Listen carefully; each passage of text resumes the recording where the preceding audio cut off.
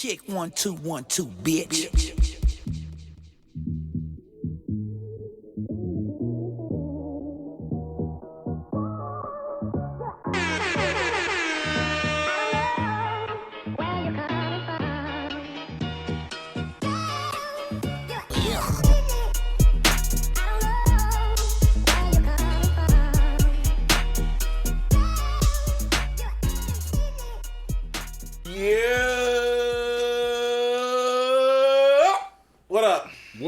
This is episode 230. 230 of the iLLogical Sense podcast. This is your boy Besby. Give me a hell yeah! And over here it's your boy JC. No hoodies.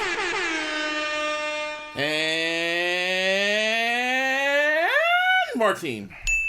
What the fuck is up, guys? AKA Ivana Mama, if you're watching this on Apple. We'll get that fixed. Or listening. Yeah. Anyway, we do have a female here. A woman here. A woman. Thank you for correcting that quickly. A woman. Because you got that look like,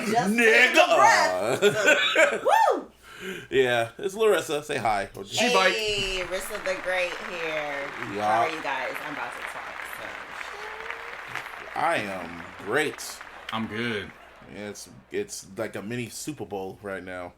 Mini finals, because the Lakers are going to go against Niggas the know what time it is Warriors. in this house. I mean, yeah, Lakers are going against the Warriors in a play-in for the playoffs. It's like the perfect scenario that JC predicted. Most importantly, it's the day after Queen's birthday. Oh, your mama. Why'd you say huh? it was an accident, Busby, okay? Sound right. Shit happens, bro. I'm like, wait. Shout out to my mama. Her birthday was yesterday. Hey. Happy birthday. We, of course, thought the Lakers were going to play on her birthday, so she was like, oh, perfect, so we going to plan. And then they was like, no. Nah, the East Coast is going to play on your birthday, so she was like, oh, well, I guess we all going out for dinner, and then we just going to do barbecue. Nice. So we all planned accordingly. As we are recording, the Grizzlies and the Spurs are about to tip off. So that ways, when Lakers and Warriors tip off, we gonna put this shit on pause. For real. Watch the game, come back and finish, and then that's that. But yeah, other than that, I'm gonna... Either the mood's going to be really up, or they're going to be very upset. Either way, I don't care. I gotta actually, depending on how it goes... So, it's actually funny, because depending on how it goes, I might be in the middle if it goes in another direction. Well, only because the Lakers still would have another shot. I get what you're saying. I wouldn't like the outcome because my phone wouldn't stop blowing up. Yeah, that's for sure. All So the I'd shit be you've pissed been off at talking? that. Well, I haven't been talking shit. I'm just saying in general, throughout the whole season. That's what I'm saying. So I'm like, there's that. But in terms of playoff picture, it wouldn't be done for the Lakers just yet. So Well, I'll say this though. Yeah. Before this game, LeBron had himself a little party and he took a picture of Drake with his little heart-shaped fucking emoji haircut and shit. And the Drake curse is still in effect. No, it's not, because last time Drake curse was in effect, that was Toronto and they won. But the that's championship, Toronto. so. That don't count. It still worked with Lamar Jackson because he took a picture of Lamar Jackson and wore his shit. And then you saw how that worked out. Lakers are defending champions. Okay, that don't mean shit for the curse. There's a clause when you're a champion. Okay. I'm just going to say, Lamar Jackson was MVP. MVP ain't a champion. Drake curse is still in effect. Anyway. Busby, are we gonna fight? Like I said, Is this gonna be the day? See, this is what Is I this was talking going about to be before. the day, Busby? This is what I was talking about before air. He's just talking about, no, I'm just gonna sit down and watch the game. Shit. And as soon as we get on, that's what I was talking about. He either gang or we throwing up gang signs. This is exactly what I was You talking can put about. up any type of sign language No, you want. you're the I one. don't care. You're the one that initiated it. I know, because I'm just trying over to... there talking that I'm shit, just, Busby. I That's just what like I'm saying. pushing buttons. I thought you said Busby don't be bullshitting, but you bullshitting right now. No, I like playing with your Shit. emotions like I'm Joe Budden. We'll get to him later. Nah, nigga. Well, anyway, music dropped. Well, only one person dropped that really fucking matters. Before we get into that, You want Joe Budden now? No, I'm not. No. No, we go rock and roll. Podcast is about us. Well, yeah. How was y'all weekend? How are you guys doing? I'm cool. I'm doing great, man. The end. Doing excellent. I'm doing well, but I'm also hungry. Yeah, I thought food was going to be ready when I got here. Yeah, well. Okay. The fuck? Like, where's the hospitality? No refreshments, no crackers and cheese. Nothing. Crackers and cheese. What? Like, y'all could have had a spread for a bitch. Like, nothing? Okay. Thought I was the guest. Ooh. Anyway, yeah, so been J. there Cole enough dropped his album. You better enough time to know 7-Eleven. Yeah, so an album dropped this past week. Yeah. So yeah, y'all know why you're here. Yeah, so We know what the fuck going on. yeah, we got a classic alert. That's what we about to talk about. Yeah, we calling this shit a classic. J. Cole done dropped a fucking classic. Hear the horns. Somebody did this. You know who did it. That's Jermaine Cole. Get your ass on the stand. Now you can. Or just push that. Fuck it. Fuck it. Push all the buttons. Push them all. Push them all. And all of them. Every single button. And I've been No, all the buttons. Like, literally go down the line. Oh my God! Okay, it's happening. Everybody stay calm. What's the procedure, everyone? What's the procedure? Stay calm. Ding. Just everything, man. Everything. First classic of the new millennium. niggardry at work. Of the decade. Yeah, well, we've been talking about J. Cole for the past 2 weeks. JC was like, no, I gotta wait till September. I gotta wait till the fall to listen to this album. Blah, blah, blah. Then he said I was wrong, and now he's wrong again. How are you wrong again if I came back and said I was wrong? I don't know. Anyway, the off How do these season. things happen? Yeah. I don't understand. J. Cole dropped the off season. No skips. First listen through, absolutely no skips. And by the time I was done, I'm like, oh, I know what the fuck I just heard. This is a fucking classic. I said it. I said it. I meant it. Niggas gotta get into the proper mindset of not being afraid to call something greatness after the first spin. Well, they do that a lot with Yeah. Drake. They do. Well, no, it's not even just like When it's great. I'm not. We ain't even got a single out. And just in general, whether it's music, whether it's film, just art in general. Right. People got to stop being afraid and stop saying, "Oh, it's controversial to say something is that great on the first minute." No, it's not. It's not controversial. I think with movies, it's easier to say that because you know what the fuck you just saw. When it's visualized and you know it's in your face. But see, that's the thing. You know what you just saw, and you know, like. But see, that's the thing. Your ears can be just as strong as your eyes. Oh yeah, I was of just gonna course. say, man. I mean, I get what you're saying. I'm talking from. I'm different. Well, y'all different. I was gonna say, bro. Y'all different. You I ain't know. that much different than us, but Yeah, I know. nah. But like, I know exactly what you're saying, bro. But like, 'Cause you know everyone's- when you hear something. You know when you hear something. When special. you don't skip a track. How many tracks was it? 12 tracks, It was right? 12. When you don't skip a track all the way through, you don't have the urge. You don't feel bored. You don't feel like I'm gonna get tired of this track in the future. Well, you don't feel that way after the first listen, and then you listen to it again just to make sure you weren't tripping. Then again to make sure you weren't tripping. Then you just kept putting it on rotation like a fucking crackhead. You know that's pretty much what I did. That was your experience. My experience was different. When I spun it, so I didn't spin it back right away. Yeah. But when I spun it back the second time, I wasn't. It wasn't no. Oh, let me make sure. No. It was. All right. Let's see if it goes up a notch.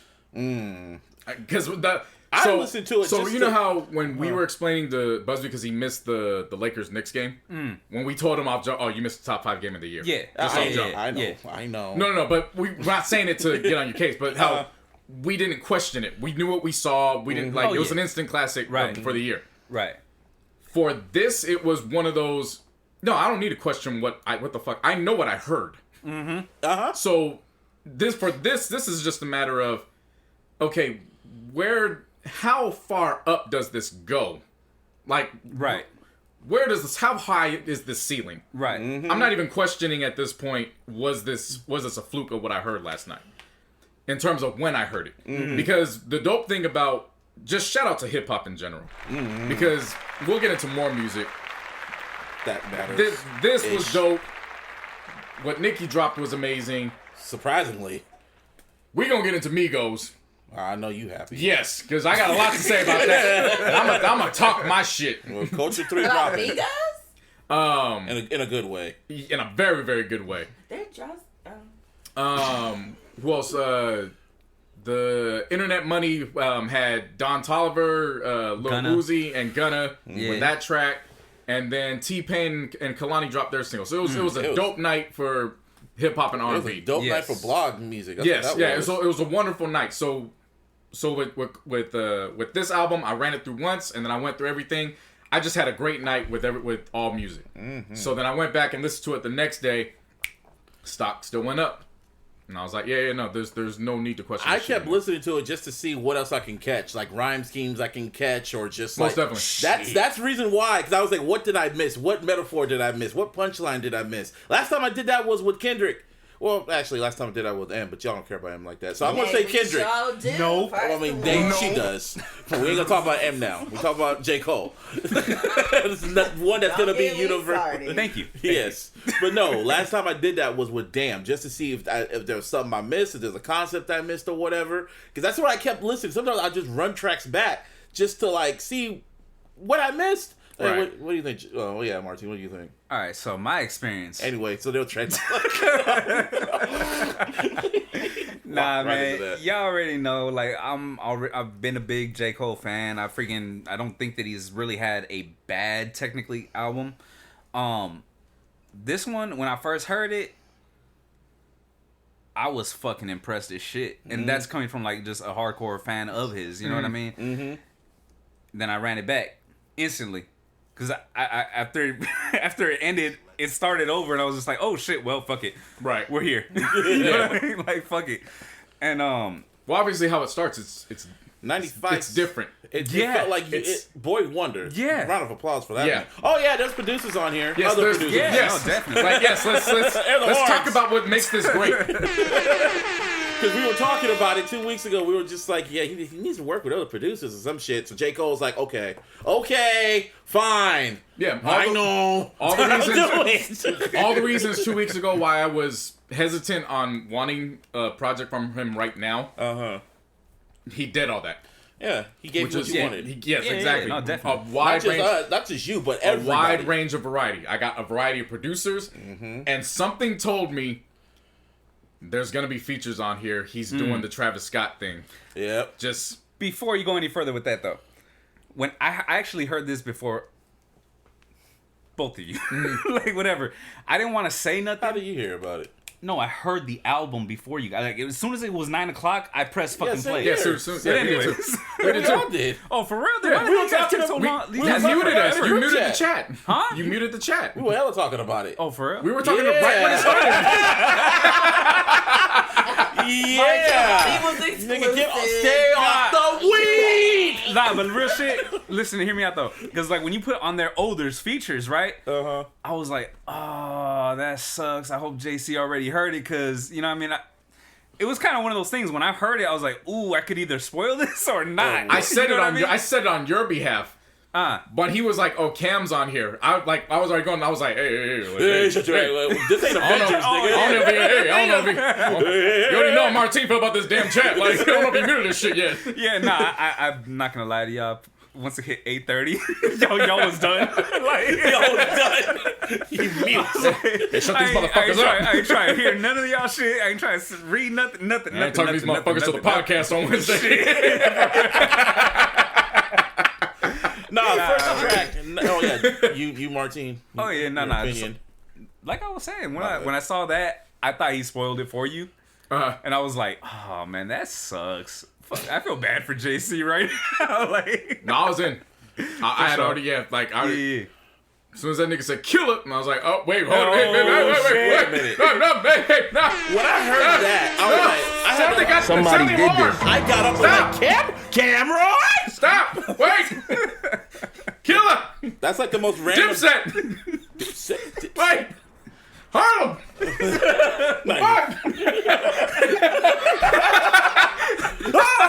Like, damn, nigga, I'm your ass. Almost ran to my damn clothes, put a jersey on just for the fuck of it. Where's the Kobe? Where's the throwback? No, and not just that, when the beat was building and it sounded like You Don't Know, it was like a slowed down version of the Yeah. sample from You Don't Know. Yeah. And then Cole comes in just rapping his ass off. I was like, oh, this is what we on now. Oh, Oh, and then when you heard the Lil Jon sample in the end, Oh my god. I was like, oh, this is what we on. I said no. This is outside. I said This is outside. I said no. This is outside. Oh, we outside. I said I could go outside with this. Yeah. And then it goes to, and then I was like, wow, this is what we on. Then it goes, And you know what was dope about it too? And I know both you guys felt it the exact same way I felt it. It sounded just like a mixtape, but it felt like an album still. it reminded me of the warm up. Like, yeah, like it was.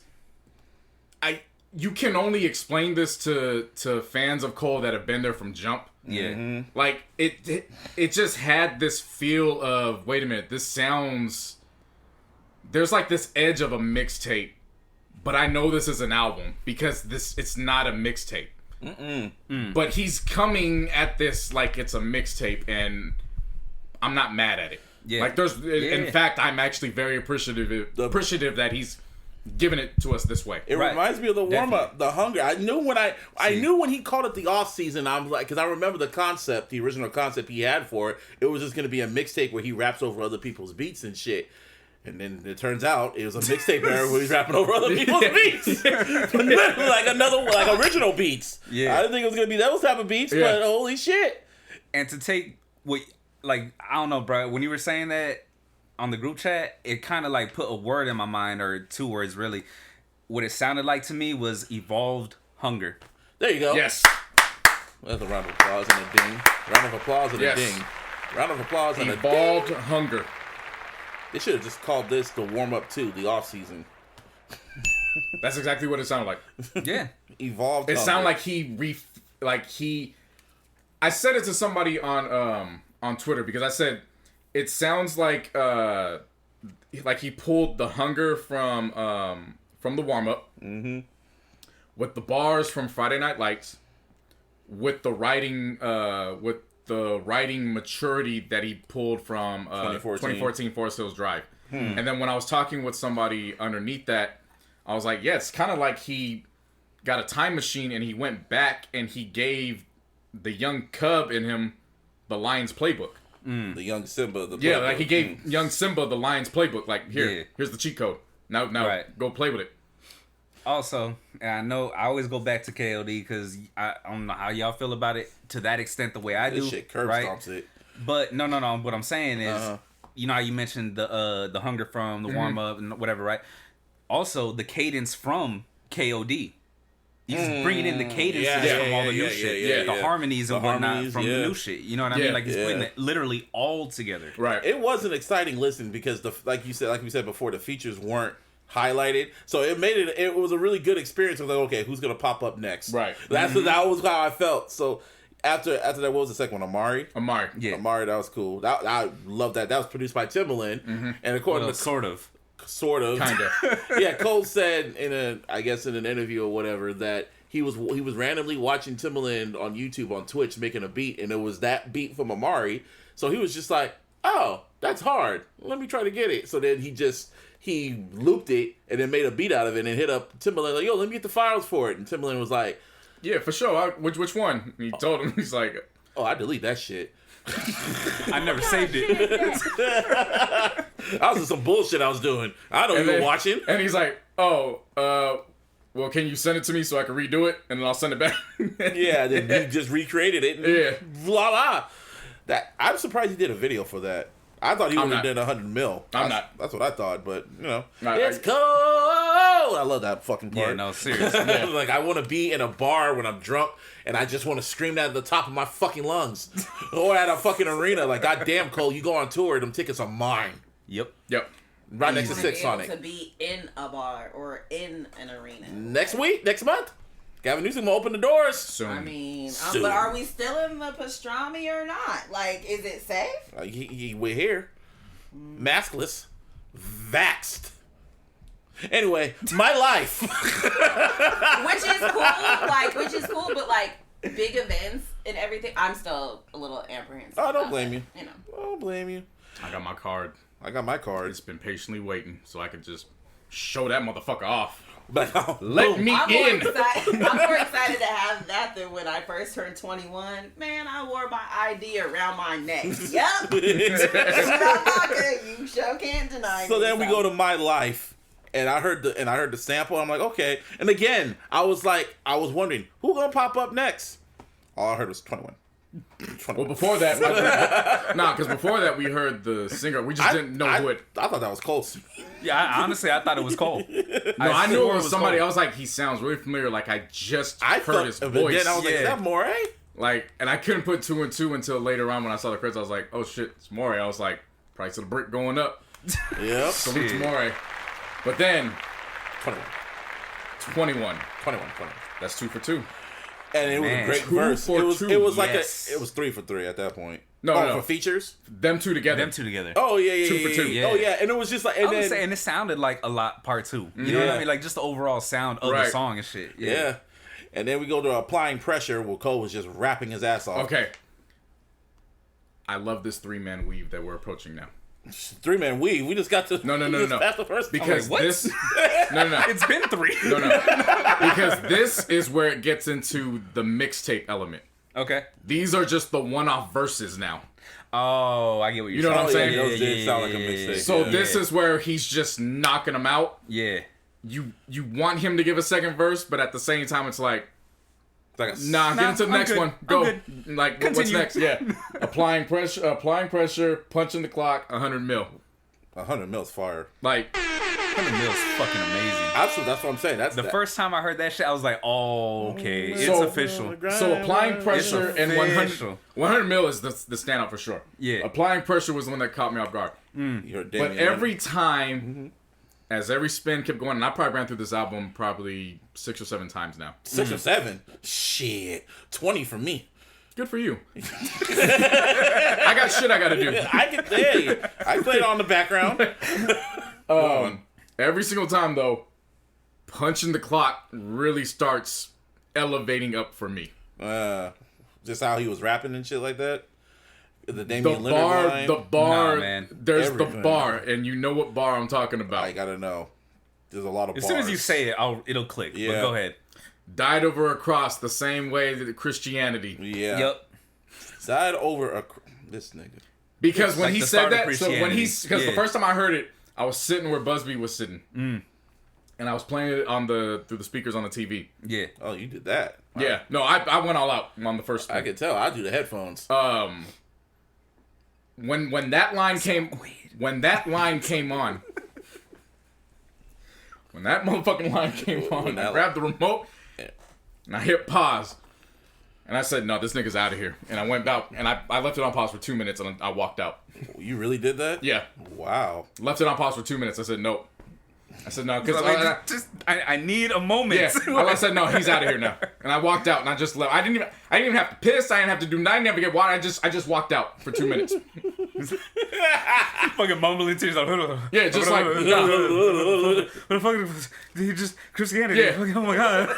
Basketball, Christianity. Oh, shit! And you know what the funny part was? I didn't rewind it. I didn't restart the song. I just came back and I hit play and I let it continue on. It was just one of those ones where I was like, no, if that's what he's on, no. Yeah. Yeah. Honestly, what caught my attention was the Dame Lillard sample, dog. Yeah. Like that Yeah. shit, I was like, wait. Oh, I told you I ain't come here to waste my time. What the fuck you doing? I love it.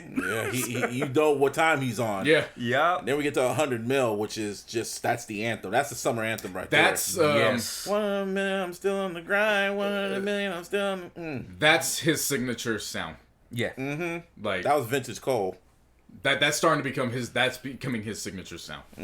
When he feels like it, he can And- make songs like this. And salute to Boss. Boss was all over this The shit. price of the brick is going up for him. Yep. I thought that was James Faulkner. I thought that was a singer until obviously the credits started popping up. The features or the credits started popping up A couple days later, some a couple shit. days later. Yeah. I knew Boss could do that. For whatever reason I just didn't recognize that was him. Yeah.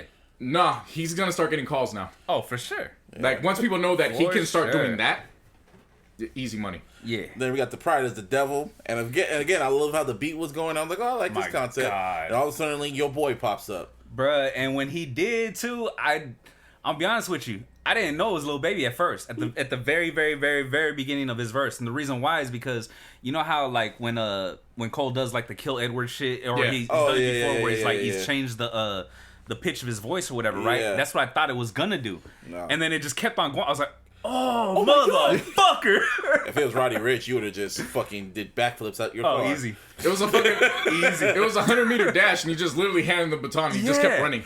Seriously. Again, he did this. This is the second time drop off at all. This is the second time he's done this. First it was Drake. Now it's for J. Cole. Kendrick, you're next. If he does that, then it's... I'm not gonna ever say that Lil Baby outshined Cole though, bro. Not even on that track. Oh, but he held his own. He definitely kept up. Don't get me wrong. Yeah, he went bar for bar. He went bar for bar. That's the thing about Lil Baby is I would have never expected him to look both of them in the eyes, and it would have been like Lil Baby's on the track. You know what I mean? Like 2 years ago, it'd have been like, oh, okay, Lil Baby's on the track with Drake. Lil Baby's on the track with J. Cole.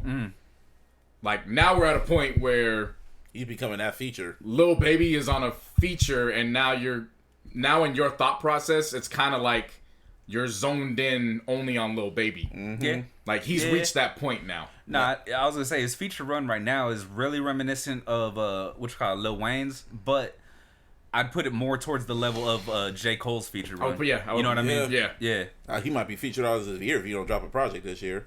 Seriously. So then after that was Let Go of My Hand, which is the standout track to me because just off the beat and Cole's very just laid back reminiscent track. He's being very, very retrospective and shit, and how he revealed about how that fight between him and Diddy really did happen. And somebody did this. To put it even crazier, Diddy's on the end. Diddy's at the end with the prayer. Yeah. I'm like, first I didn't know who that was. First they said that was fucking JID or something. I'll be honest with you. I didn't realize who it was neither because I thought it was I used to hearing Diddy like yelling and shit. You know what I mean? Yeah. So when he was just talking real smooth, like I was like, who the fuck is? And then we said, you gotta love, and I was like, oh, I know this is. Yeah. this puffy love. Yeah. And I was just like, wow. So at this point, I'm going like, let go of my hand. So what's? Because I was like, this is hard. So then that's when I looked at the track list, like, what's next? And then I saw Interlude and the Climb Back. I was like, oh, he's 10 for 10. Oh no! Oh, before we get into that, did you see the jokes that came about because of Let Go of My Hand? Nah. Everybody was like, "Oh, so that really did happen." Can you imagine J. Cole looking at just seeing what was going on in that fight? Unhand him, good sir. Oh my god. Now, if the people don't know, I gotta break down now. For the people that don't understand what this reference was, a few years ago, Kendrick dropped the Control. You know, and hip hop was in a frenzy, and he said he was gonna out rap everybody and called himself the King of New York, even though he's from California. So, which he is. That's just what we do out here. Yep. So he went to it. So there was a party. Yeah, I mean. So there was a party. Even Punch, like he confirmed there was a party, and everybody, damn near everybody that Kendrick named off was there. Almost everybody. And I guess Diddy was there, and Diddy was kind of drunk, and he didn't like what Kendrick said, so he wanted to go talk to him and pour a drink on him.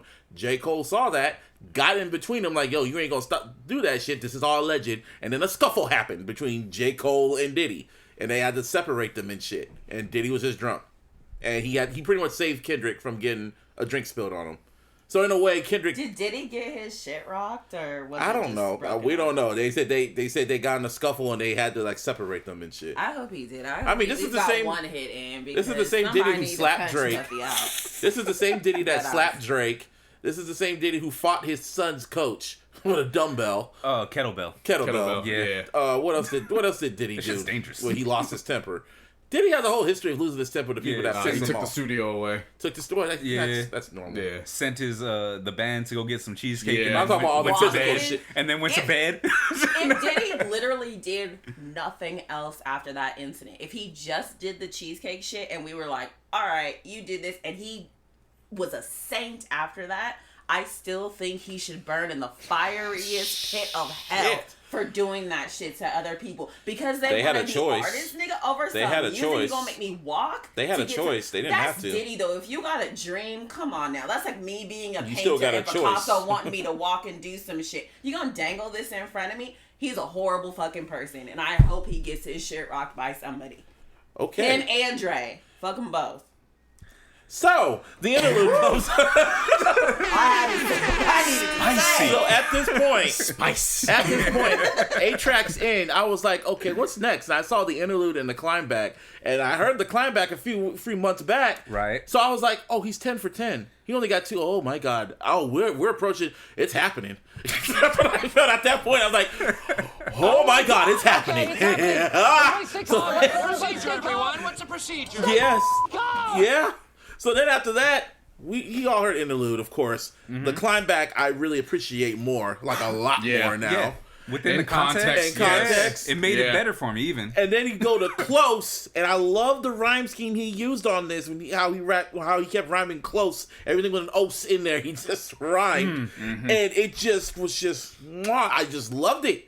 And that was from Jake One, I think. Jake One produced that. Did he produce close? Nah, that was Cole. Jake Cole produced close. Yeah. Wow. Well, he Good for produced everything, but Good for him. I mean, keep obviously, saying that. like he was co-producer on I know. for everything, but I think Close was the one that he solo he's produced. good with the Yeah. beats. He's He good with did the like beats. the last 2 or 3 or something like Yeah. that. And then Hunger on Hillside.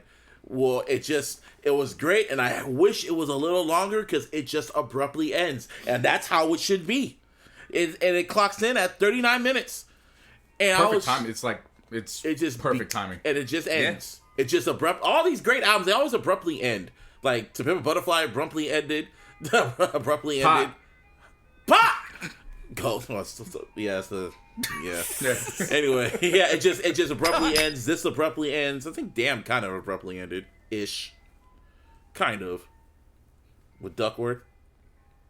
If you That was a pretty long story, though. So. No, but when it ended, depends. Did you pick Wickedness? I hate no. I don't want to hear that Fox News shit in the end. Rappers. I don't want to hear that shit in the end. But anyway, at that point in the end, I sat back and I was just like, that was really this nigga. Yeah. This is it. You motherfucker. This the one. This is album of the year by default until Silk Sonic drops or Kendrick or anybody else. So somebody else wants to come knock it down. Because one thing I noticed, I did not skip one fucking track, and that's I have not skipped nothing, and I didn't even have the urge to skip anything, and I was just like, okay, this is the bar now. I should not have to skip your album. If I have to skip it out a track on the album, you're gonna go below this, because this is just. I don't think Cole wanted to make perfection, but my God, you son of a bitch, this is fucking perfection. Yeah, nah, Simba came back to reclaim Pride the throne Rock. and shit. Yeah, he had to show y'all niggas Yeah. who the fuck he is. Yeah, no, I went in questioning after the first spin too, like, okay, I already know this is an instant classic.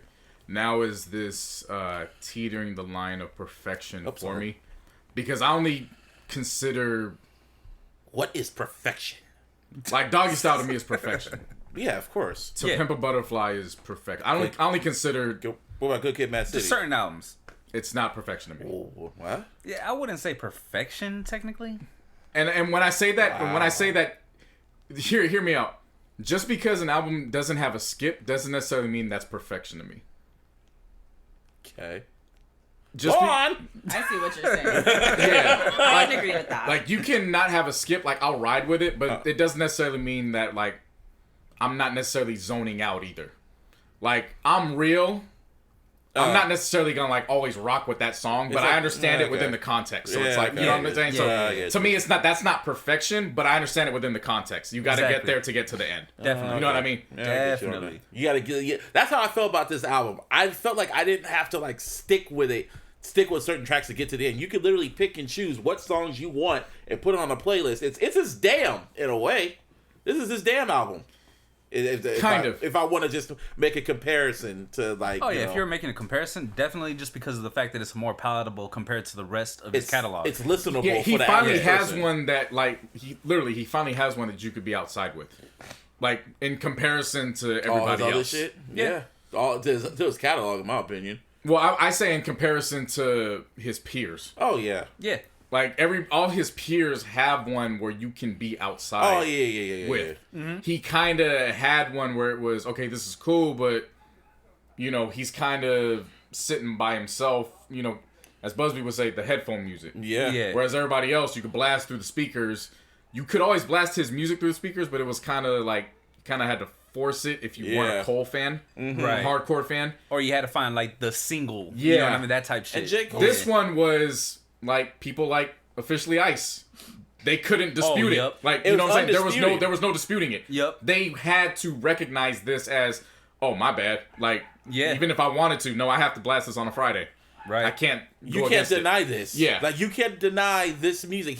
This was a statement album. Yes. This was a statement. And to think, And last year, he was going to drop the Fall Off. If COVID didn't happen, he had every intention on dropping the Fall Off. And you know what? That's another thing why Punching the Clock was rising up for me. You know what my favorite part about Punching the Clock is? So again, the bars were dope. Of course. And as dope as the bars are, none of the bars are actually my favorite part as the listen keeps going. It's the ending when he keeps talking his shit at the end. Oh, yep. Oh, yeah. Sometimes you just gotta keep telling a motherfucker that you could do this to just remind them, damn, I can't do it like that. When he kept saying that was when I was like, no. Yeah, This is you what got it. This is what I like from my rappers. He showed why he is Yes. one of the Yep. three-headed monsters. Yeah. This is why he is that nigga. Yeah. When he really... Because he's on that When I Feel Like It. I tell you, a lot of these people have the When I Feel Like It factor. J. Cole has been on that When I Feel Like It for a minute.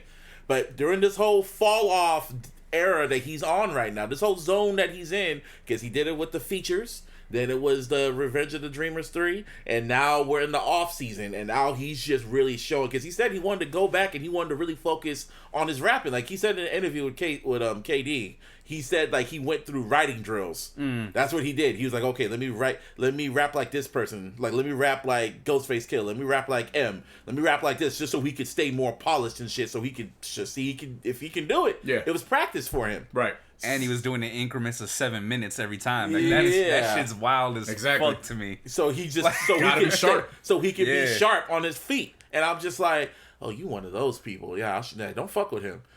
Like, don't fuck with some nigga like that, because because for the longest time I've been saying Cole's been on that. Like if I wanted to, I could, but I choose not to.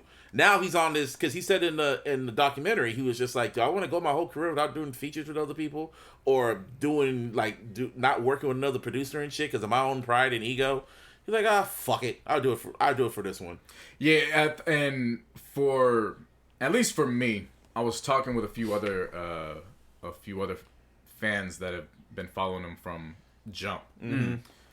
This makes everything that was along the journey of damn, I just wish he would. This makes everything worth it. Oh yeah. Like, it's not even a matter of, oh man, I wish he would have did this years ago. It doesn't matter. Like this makes it all worth it. Especially if he went through his journeys from the warm up to now. Yeah, like everything he had to figure out how to get a single. Then he felt like, okay, I'm gonna go up against Kanye, so I'm gonna do Born Sinner. And then he still didn't find happiness. And then he was just like, man, fuck it. Let me just do my own shit. Dropped 2014, and he was like, that's all I gotta do? And I got the fan base? Like, this is it? All right. Yeah, because the thing of it is that much, it's you can always do it in the beginning or the middle of your career, but it doesn't necessarily mean that it's gonna happen later on. Yeah. So does that mean that if he does it earlier, are we gonna get a project like this now? You know what I'm saying? Yeah. You know what this versus it's happening the way it is now, so Right. people have to acknowledge that this is what it is. You know what Cole's whole like catalog from the warm up to now remind me of? It's like that scene from The Lion King when Simba was like with Timon and Pumbaa when Simba was like rocking their heads back. Oh, they on were the going log through, and he was yeah, getting and it was going older? through the years. That's J. Cole throughout the years. Until he turned into grown Simba. It means no worries. That's what the off season is. It's Hakuna Matata. That's what the off season is. It's Hakuna Matata. Fuck Side it. note, if you want a cute Simba shirt, if you want a cute Simba shirt for the summer, there's one at Walmart for $8.57. I just got one. Okay. Just as a little plug. I shop Some at people Target. like to shop. I'm just saying. I'm trying to help the other side of the listeners, okay? Y'all talk about this shit. I'm just gonna. You know this about me. That's what this is what the off season is. It's his Hakuna Matata. Fuck it. Yeah, I like that. Yeah. So and he got two more. Literally, because as soon as this shit dropped, he was in Africa. Africa? What part of Africa? Like, no, going to Africa. Going to Africa. He didn't let Nas down. Yeah. But J. Cole, in his opening game, he all right. And then they showed his stats. He went a triple single. I mean, 3-3. Put the Draymond numbers up. that's whatever though, man. I mean, it was, first of all, it was his first game. But the fact they put the stats up, the fact they put his stats up, I was like, damn, that doesn't look good. I don't think for Cole, I can see him just going on Twitter and he's like, damn, y'all really have to post that shit. Hey man, I can see that. It's better than I can Tony see that. Snell's when they put Tony Snell's number up from that one game. What, 0? Bruh, they put 28 minutes up and 0, 0, 0, 0, 0. Yeah. Cole kind of didn't do well today either, but he got a few steals in and the rebounds. It's all, hey man, he's living out. The thing is, He's living too, his is- dream. Yeah, Yeah, seriously. he's living out a dream, and a lot of people like they're.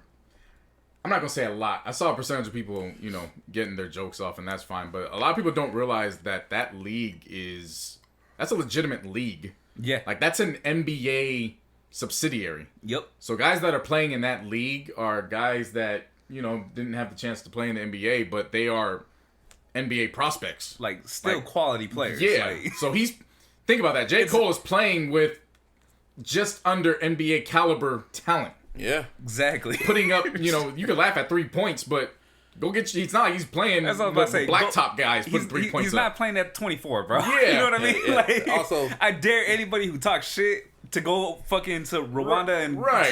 try out. Exactly. Shout Try out to See my what the boy. fuck Shout out happens. to my boy Bansky on Twitter. Him and KD's podcast, etc. J. Cole goes through the whole timeline of when he decided to like go back into basketball shit. It's a really intriguing listen. I'm like, wow, he was dead ass serious. Yeah, that was a good spin.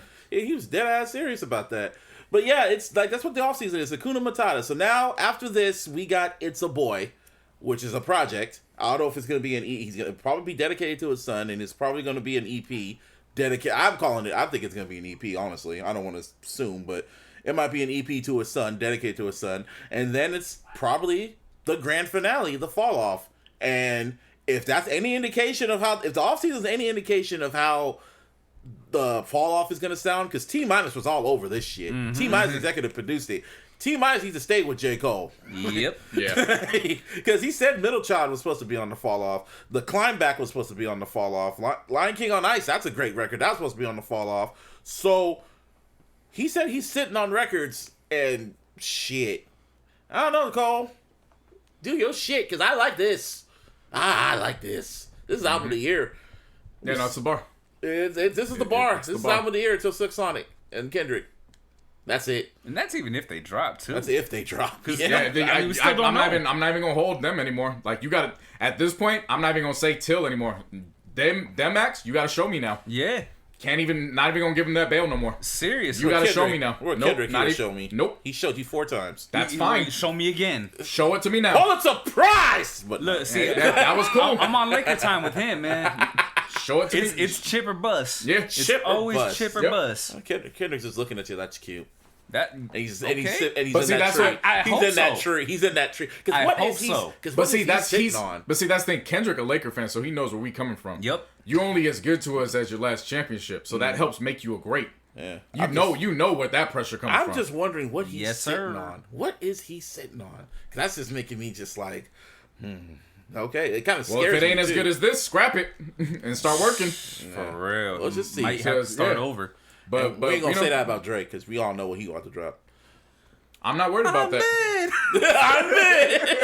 I'm in. I'm not worried about that. Of course you're not. Honestly, I'm not neither. It would be Like, nice. I'll say this. It would be nice if all 3-Headed Monsters drop album of the year albums this year for once. All 3 of them, Drake and Kendrick. I know you gonna call trash no matter what, Martin. Nah, I with won't. Drake. Yes, you. I'll will. be like, I understand it. I understand it. Like, oh yeah, Kendrick and Cole. Yeah, album of the year, Drake. I understand Me it. and Cole, me and JC can sit here and say why it needs to be up there, and you'll be like, yeah. No, I'll be like, I understand It's your Russell points. Wilson status. It'll be Russell Wilson for you. I will say, I understand your points. I get it. Wow. I guess. I fucking guess. Yeah. Did you want to talk about Kaz's tweet in regards to the album? What he said, why are we so quick to call something a classic? That was the one I was talking about. Well, when he referenced why is it that everybody's when an album is considered bad, why is it? Yeah, that's what we touched on. Oh, we talked. Oh, me and you talked about it. Yeah, we didn't talk. Yeah. That's why we write notes down. See? No, because I was going to talk about it. It was on my notes. That's why I was bringing it up. We had this conversation on the way up. Yeah, I know. And it felt familiar. It felt like you were in the car with us. It's like deja vu. I was definitely here. Like Neil. Oh, deja vu. Yeah, But Kaz made a great point. He said, how come when an album is say it. bad, you can say it right away, but when you think an album is phenomenal, it's always too soon? I got my answer right here. well, you say yours first. Motherfuckers wasn't raised to give positive affirmations. Wow, I wasn't expecting that. Damn, that's deep. Let's get to the root of the problems, okay? So you thought bad parenting? Sorry, that phrasing was just fucking hilarious, bro. I will say that Sorry. you could call it bad parenting. I don't know. If it fits, sure. I call it generational trauma. Yeah. That's even worse. I will say that people were raised to believe that whatever they did wasn't good enough, so you always had to Criticize. Yeah, what they did was okay, cool. Now do it this way, do it better, instead of just living in the moment and celebrating even if it was just a minuscule achievement, just celebrate it and then take the next step and be better. Because that's how I felt when. Go on. Yeah. So for that, it's foreign to a lot of people. I was fortunate to be in a household where it doesn't matter. We celebrate every little milestone, no matter what, because who cares? It's a milestone. Right. Yeah. Well, you know what you heard. Yeah. Well, not even that. First time you tie your shoe. You tied your shoe. It's the first time you did it. Cool. Go get an ice cream. Yeah. You know what I'm saying? Like, it's the first time you tied your shoe. Like, Right. I know I've heard of stories of kids who, okay, cool, you want a prize? Like, talking to like a kid who Well, that's just nice. You want a cookie? Yeah, like, so they were. Yes. Yeah, Actually, like, they were. I'm 3 and I tie my shoe. Give me my legitimately. Yeah, I'll take a cookie. Children who Right. were chip, please. raised who didn't have positive affirmations. So yeah, when they become adults, they're just it's foreign to them, and I always make sure to practice this with every single loved one. To just give praise when it's due. True. Any like you guys know this, like any tiny thing, I make sure to give it up to you guys. Right. Regardless. Yeah. Even when it's downtime, like even when I can kind of sense like it's an off day for you guys. All right, bet. All right, here's a pick me up. Not even necessarily to get you guys to just be like, ignore the day or whatever, but just something that's, and I know you guys kind of having a little off day or whatever. Focus on this, kind of help you stay in the zone or whatever, but right. think about this, just I don't want to say it's weird because I get it from that side. It's foreign to people, so they don't understand. But for me, hey man, when it's time to praise somebody and salute, I'm never one to shy away. Definitely not. It first started when Good Kid, Mad City dropped, and niggas were scared to give it 5 out of 5. Yeah, that's what it started. It was first. It was Life Is Good with Nas. People were scared to give it 5 out of 5. I thought that was like whatever. Y'all just being mean to Nas. But then when I give it a 4 out of 5. Shut up. It was like 4.5 out of 5 or whatever. That's what it deserved. Anyway, fucking when Good Kid, Mad City dropped, 5 out of 5. No. But everybody, I remember everyone was praising it, and then I'll read a review, and they would praise the whole album, and then it would show 4.5 out of 5. And I'm like, why couldn't you give it 5 out of 5? What are you so scared of? What are you so scared of? I gotta stick with it more just to really give it that 5. No, stick with it now. No. See, when Miss Info, shout out to Miss Info. When she was the one that did the Illmatic review on the source. She was the one that gave Illmatic 5 out of 5 mics. She was the 5 mic giver. And I remember I asked her, like, how many times did you listen to it till you finally gave it, like, 5 mics? She's like, I listened to it, like, 5 times or somewhere around there. And I was just like, yeah, I know what I heard. And she just gave it 5 mics. And it stood the test of time. So when we hear something, we run it back, we know what the fuck I think I have that gift. I know what the fuck I heard. With the exception of DJ Khaled. Someone said flat out. I said this is his best work. I didn't call it a classic. You need to stay off the edibles, bro. She even asked me, I was like, he's like, because I was kind of dissing the album. She's like, you said it was his best album. I was like, I was high. Yeah, there's the off season, where like we already know like, all right, Busby ain't bullshitting. We know like because we hearing it the same thing too. Yeah. And then there's Khaled where we like. I said it was his best work. All right, is Busby off the edibles? Like, is this the edible? We gotta do edible check first. What's going on? Yeah. Okay. Edible checks. These edible ears or edible ears, or is this like Busby ears? Yeah. No. When I heard Good Kid, Mad City, I knew that was a classic. Oh, easy. When I heard My Beautiful Dark Twisted Fantasy, I knew what the fuck I heard. Yeah. When I heard Watch the Throne, I knew what the fuck I heard. When I heard fucking To Pimp a Butterfly, nigga. When I heard, I mean, there's even like. I mean, I know it's DS2. I know it's the running joke with Drake, but I mean, even with So Far Gone, I knew what the fuck I heard with So Far Gone. Oh yeah.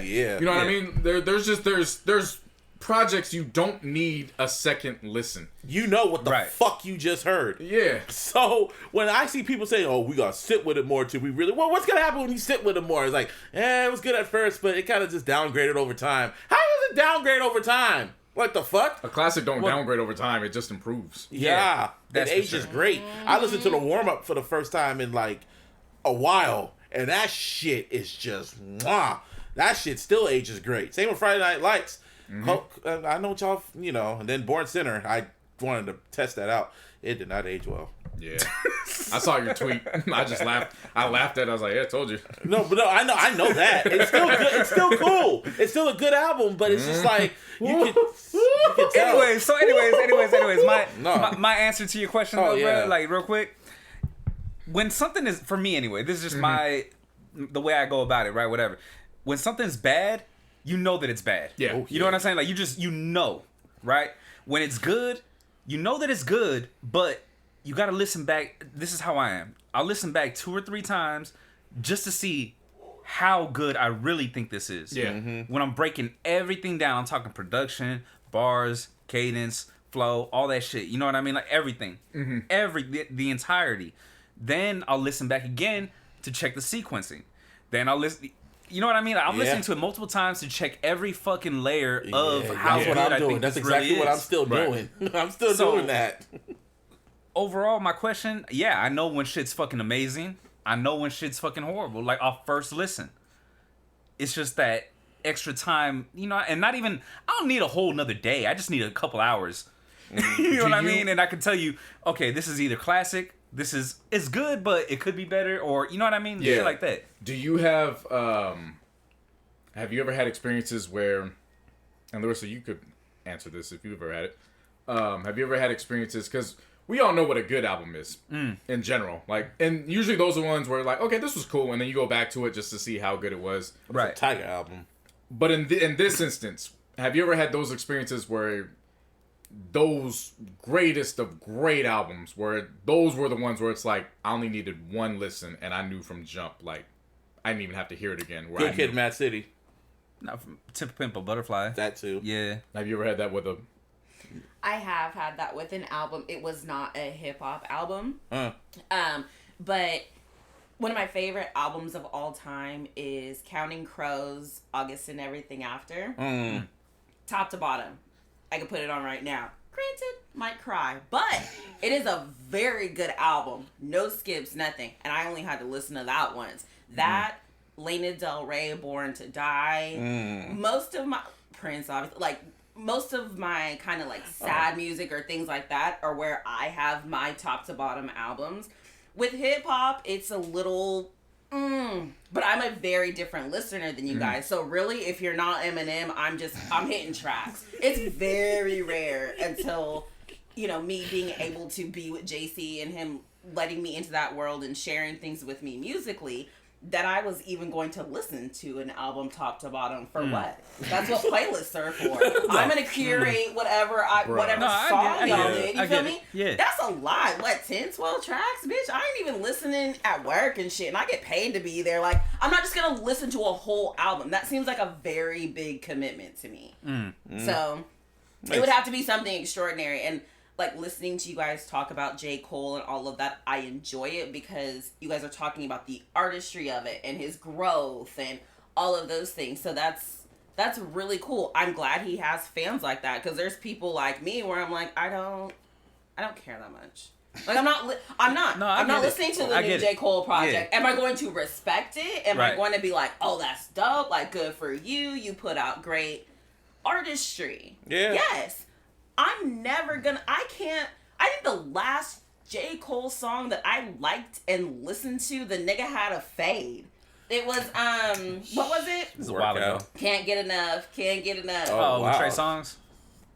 Yeah. That was it. That is my Sideline whole story. J. Cole experience. That was like his song. last That club was track. the debut album. Yes, I like to shake my ass. That is the And last that's thing the I thing, really Cole cared can- about from him. Cole can make those records if he feels like it. And this album is the proof of it. 100 Mil is a record you're going to hear at the bar. You're going to hear that shit. And when I hear that track, it will go on the playlist. I will start on Spotify. Throw it in rotation. But yeah, man, when you know it's a classic, you know it's a classic. And then you also Yeah. have to get your biases aside too. Like if it's like Most def. like again, I said the last time I listened to an album like this was with Dan, but honestly, the last time I listened to an album from top to bottom was M. But that was personally, that was a personal shit for me because I saw his come up. I know exactly what's been going on with him, like musically and shit like that. That a lot of other people doesn't understand. So I'm not gonna just defend it on, I'm not gonna like waste my breath and defend it because they're not gonna understand. I will now, but honestly, yeah, some people are so biased because you can just listen to it like. For example, when Scorpion dropped, motherfuckers on there calling it a damn classic. No, fuck, I take that back. I go back to Views. Motherfuckers were calling that shit a classic before it even dropped. And then it came out and it was mid. Classic off the track list. Yeah. Complex. The infamous article. Oh, Yeah, we looking at you. Yeah, what did it say? Views, the track list is dropped and it's already a confirmed classic. When the album came out and it was mid, the reaction to it was mid, and they were like, "Well, it wasn't the album that." It was Views isn't a classic, but that's okay because it's the album that Toronto deserves or something like that. Oh no, I remember. What does that mean? I don't know. I remember Busby and I listened to someone it. said Yeah. Yep, It's they all did. complex related. I remember Busby and I listened to it separately, and then we called each other after, and then it was like, It's so good. It's good, it but was good. It just, it's typical. it's not Drake. classic. It's just, but it's not bad. Yeah. It's just, it's like, cool. It sounds It's like alright. it didn't really hit hard. I mean, Like now, it's like to me, like I always say this, like I always end up going back to the album, just because I like the elements of it. I sequencing. like Yeah, the actual. it's pretty to look at. It's like Belly. It's yes, yes. Yes. Like sonically, There it is. like sonically. Views is It's Belly. like sonically. No, Wow. I want to go that far. I mean, it's pretty No, to I look wouldn't at. I want to go that far. Sonically, though, it's very pleased. No, Huncho Jack Huncho is Belly. Yes. Okay, yeah. 100%. That's that. Belly. 100%. Because I tell people all the time, look, don't listen to me when I tell you I listen to that album all the time. I tell people from jump, I know this is a mediocre, probably bad album. Yeah, mediocre, too bad. Yeah. And I tell people from jump, I listen to this strictly because of the engineering. Yeah, There's just right. elements of that shit I like. Yeah. But I'm not gonna tell you this is the greatest project ever. I know what this is. Yeah. See, that's what some people need to realize about. They need to admit when the artist release some mid and be cool with that. Don't try to push it on us saying this is a really good album or it's a classic or get mad that people don't like the album. Just don't I love telling people that, man. I love being that type of fan of music. I'm like, yo, man, I don't know how you gonna feel about this shit. Truth be told, there's days I don't even know how I feel about this shit. But this shit slap, man. I don't know what the fuck this is, but this shit go, man. I don't Yeah, know, right. like, I'm not gonna defend it. I'm not gonna defend it, but I can see why. So that's what some people need to realize about their favorite artists. It's like it's cool if they release some mid, and if you like it, that's all that matters. I tell that a lot about people, especially in terms of Mac Dre. Mac Dre just is not for everybody. Oh no. He's definitely not. Like he's not. Absolutely. And That's an acquired taste, for sure. And I say that a lot, even about baked pedestrians. Like even for baked pedestrian, he's an acquired taste. Yeah. But if you get it, you get it. Right. So I like that's even for that too. Yeah. No, okay. Case in point, Big Crit. Yeah. And Big Crit, he deserves the same respect that the three-headed monsters get, in my opinion. My opinion too. But everything that Big Crit drops, I always outside of this group, I always tell people take what I say with a grain of salt, because I'm going to tell you that Big Crit is one of the greatest albums. You have to take what I say with a grain of salt, because I'm going to tell you that this motherfucker drops classics, regardless. Right. So I at least give that warning out beforehand. Mm-hmm. That's how I am with Cole. You shouldn't have to do that with Cole. I tell that. But you know what I mean, though. Because, like, Born Center, as bad as it... It's not bad. Not bad, but you know what I mean. It's cool. It's not for everybody. It's cool. I like the shit. It's for Your Eyes Only, nobody else seems to like it. I do. Born you know Center what I mean? is Like, very 2013. That's how I can describe that. Yeah, at least it's in that time. Yeah, it's of its time. It's like when I listen back to 2020 Experience, it sounds very 2020. Set in the 2013. Same with fucking Magna Carta, Holy Grail. It sounds when you're in The Gifted. Like, there's a lot of albums from 2013 that are very 2013. Yeah. But J. Cole, round of applause. Yeah, man. Like, damn it, this is the bar now. I never thought I'll say J. Cole would have album of the year. I never thought I'd say that again. I said that. This is his time. Well, collectively. I know how people feel about 2014 Forest Hills Drive, just because it dropped in December, so there was that cutoff from people's minds. They were already zoned out. Yeah. This is a for sure like contender. There is no Let's debate. just say contender. Yeah, for now. Because you don't know who else is coming. Well, no, I'm not saying this is album of the year, but what I'm saying is there is no debate. This is, as of now, artists are going to have to compete with that. Yeah. At least in terms of hip hop. Yeah. You shouldn't have to skip your shit. Or skip tracks. Exactly. If you want to compete for album of the year, if you're gonna have to compete with that, basically. Mm-hmm. Like, you're gonna have to make a project that's gonna have to, in my mind, you're gonna have to make something that's gonna make me go away from that. Yes. That's pretty much how I felt with M's last album. Like, I say I have to hear a project that's gonna make me wanna go away from listening to that, because 2020 was such a weird year, even for music. That's how all three of us had different album of the years and shit, because it wasn't a whole different ass top 10, lists, bro. We had different because artists, there wasn't no definitive like classic that dropped. Yeah. So now 2021, what's it called? All three of us is like, oh, hey, the classic. High five, guys. High five, guys. Like, everything's going back in order. He had to activate. Right. He had to restore order. That's what J. Cole just did. He restored order in the Force. Yep. You know, not named Ray, but yeah, man. Gotta go there, don't you? Oh yeah, because Edgar had to remind me about that damn movie. Son of a bitch. The other music did drop. Nicki Minaj dropped. You can talk now. She reunited the gang, and I'm very appreciative. Well, first off, she dropped Beat Me Up, Scotty on streaming services. I was like, oh, that's why I didn't really go to it at first. I was like, oh shit, there's a Drake Lil Wayne track. That was me. I was like, okay, cool.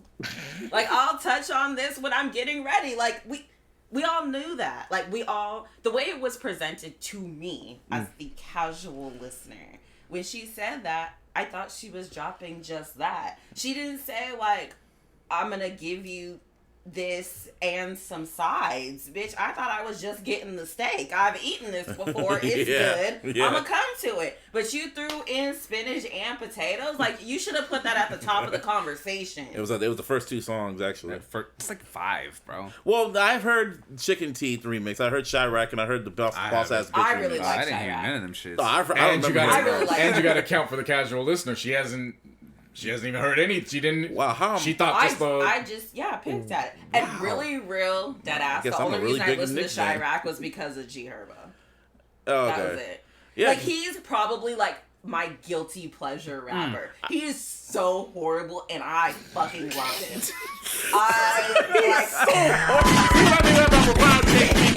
That's what I'm talking about. I've been waiting, baby. That's what I'm talking about, people. Crowd taste. He's so bad, but he found his niche. He got someone to be in his ear about business, and he's now able to capitalize off that. So what he's able to do is he has found his lane. Mm-hmm. He has figured out I'm light skinned and I'm cute, and I can sell on that.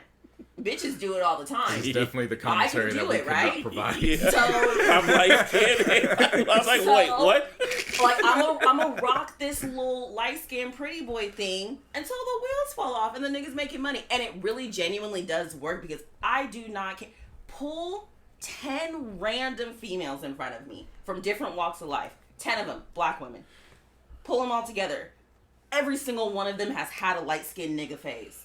So even if you're just listening to G Herbo because like, oh, this little nigga from round the way, he remind me of Ray. Or you're like, ooh, he's cute. Yeah, let's see what he's talking about. Either way, he got the view. He got the listen. He got the stream. He got the money. So I love it. I will ride for that nigga. I love G Herbo. But he is bad. He's not a good rapper. This song came out like in 20... He had a couple good songs. I remember the Chirac remix came out in like 2013. I know that because I was on a blog and I posted it. That's why I was shocked to see it. And then Boss Ass Bitch remix came out like probably 2015 shit. And these are old. Yeah, those 3 tracks are old. I thought these were new. No, and that's why I was saying. like, when people those were like, 3 oh, there's tracks are new old. stuff on there, I'm like, these are old because G Herbo on his Instagram, yes, I follow him. He had said, "I'll always love Nicki for da da da."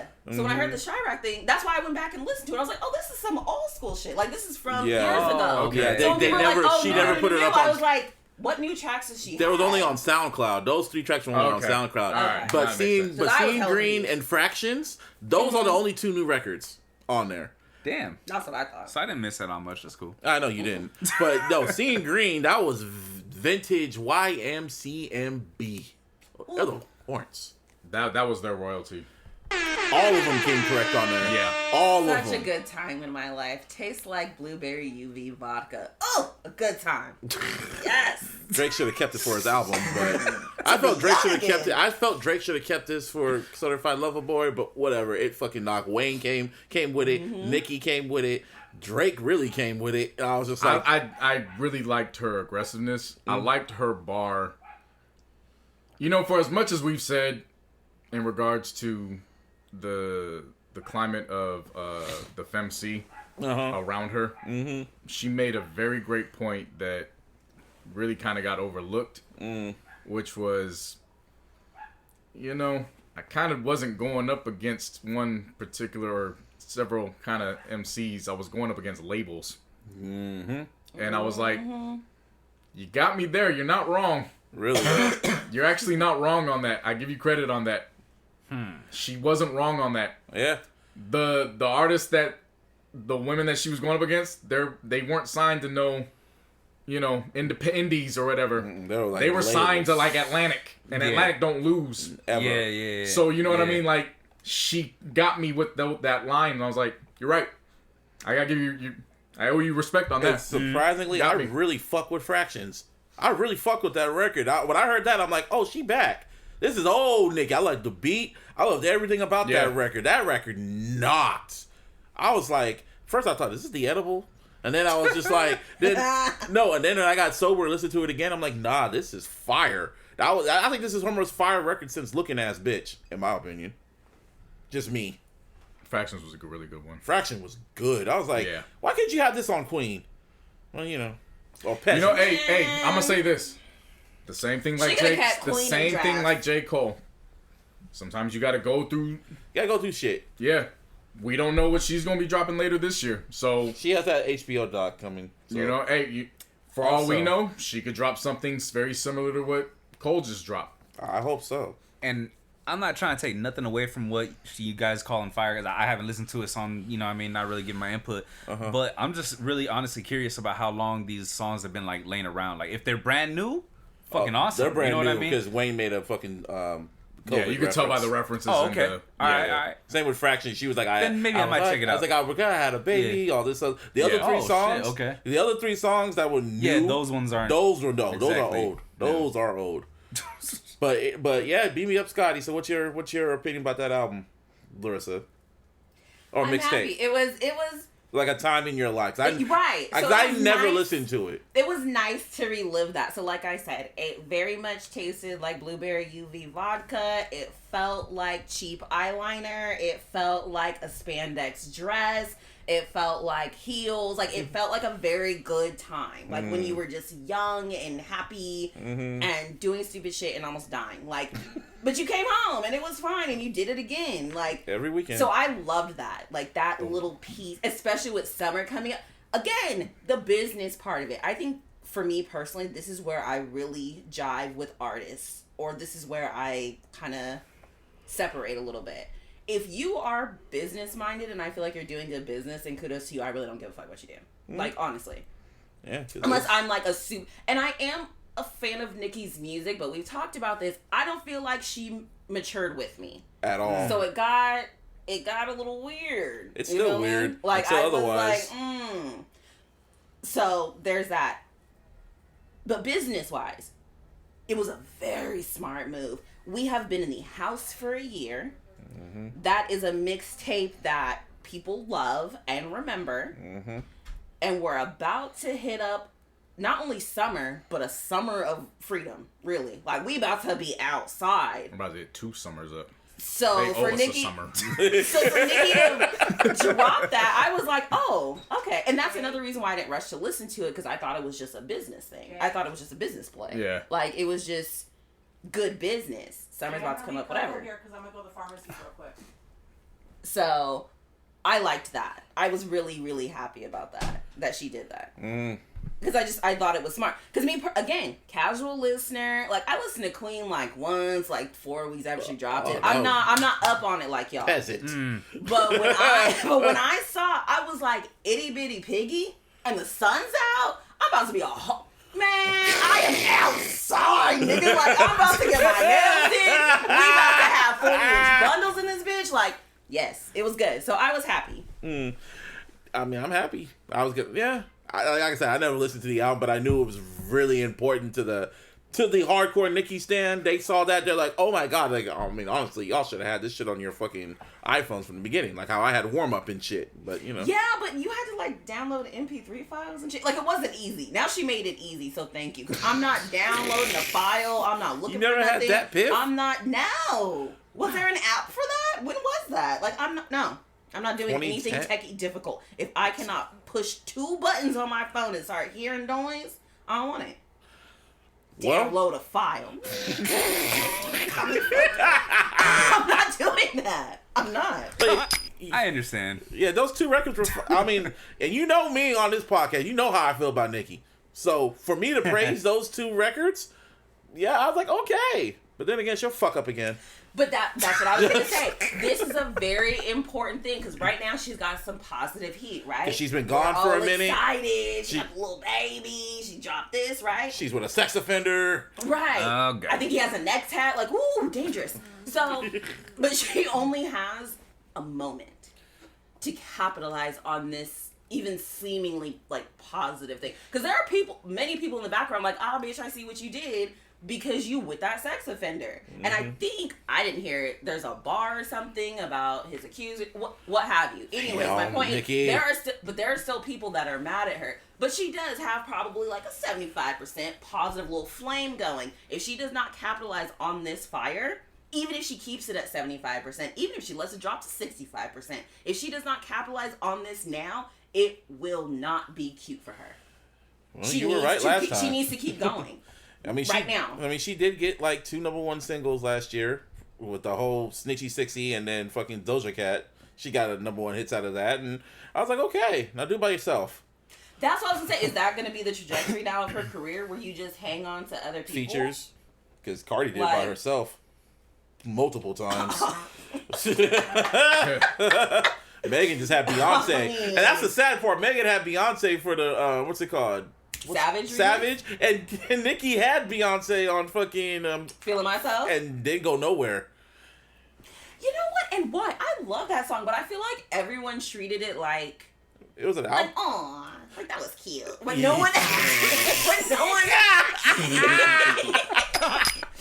Aw, that's cute. But I feel like that's how the video felt too. Oh, that's cute. Right. I'm like, y'all did a video. We got Beyonce in a kiddie pool eating a cheeseburger. It was only on Tidal though. It was only exclusive exclusive on Tidal. I remember that. The video was only exclusive on Tidal. I saw the video, and I know I wasn't paying Jay-Z shit, so it had to have been someone else. Yeah, probably someone else.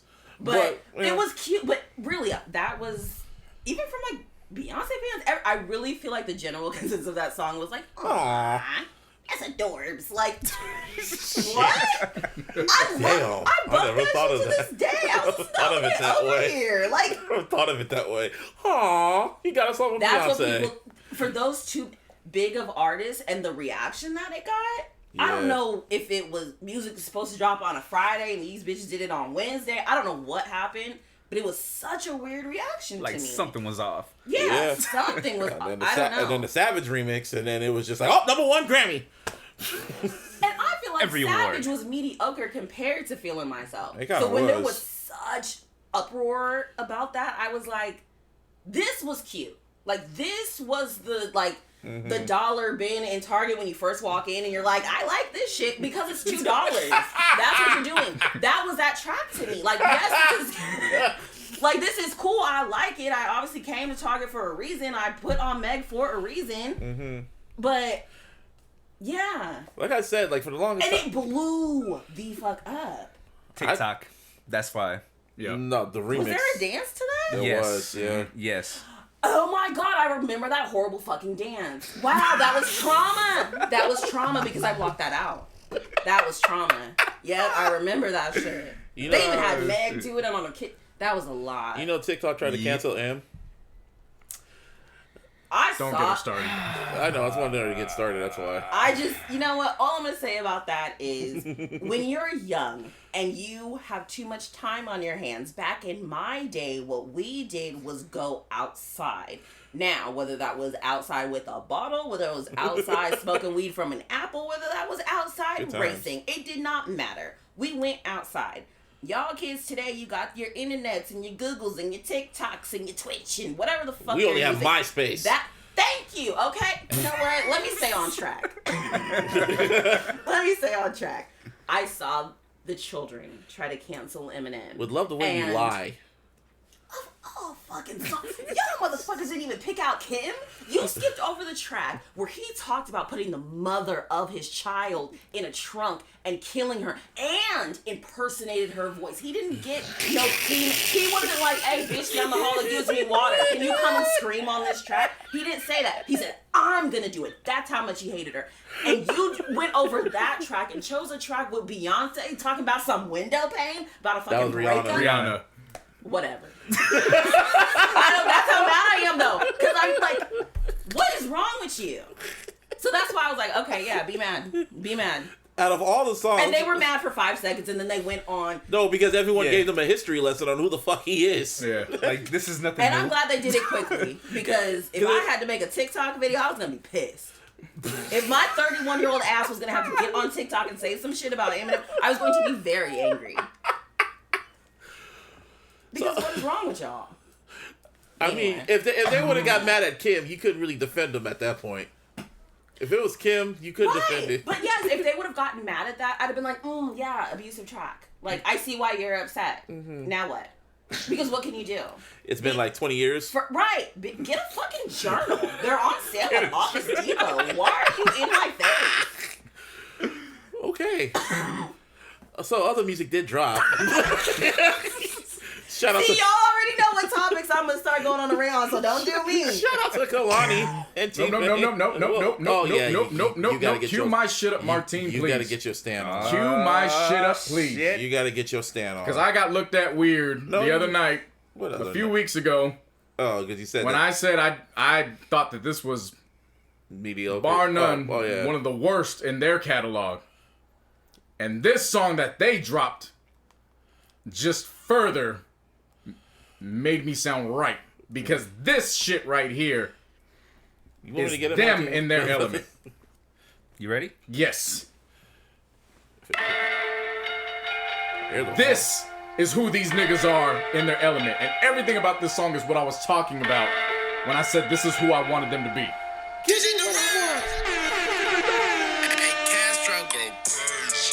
That song's hard. We gone. Stop.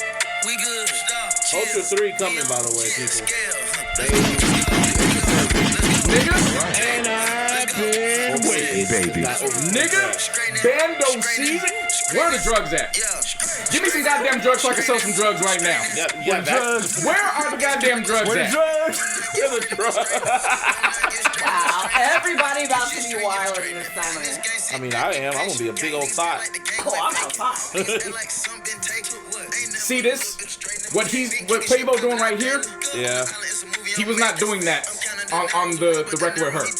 Well, That's not what he was doing. No. Yeah.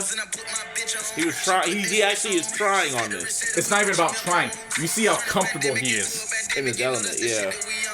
Yeah. Like you want a whole nother level. See if you can speed it up a little bit so we can get to the one that stole the show out of the three of them, because all three of them did their thing. But the one that stole the show on the second verse was who? Takeoff. Oh, this is Takeoff? No, this is Quavo. I knew it was Quavo's cheap now. See, this motherfucker right here. Look, man. When you can hear what he's saying, this shit is undeniable. Like, no lie. This made me excited for Culture 3. I can tell you that. It just better be good, you know. I have a question. And then before you do, can we finish off with a little Offset, please? Offset? Yeah. None of that. Let's split three ways. Let's share a verse. No.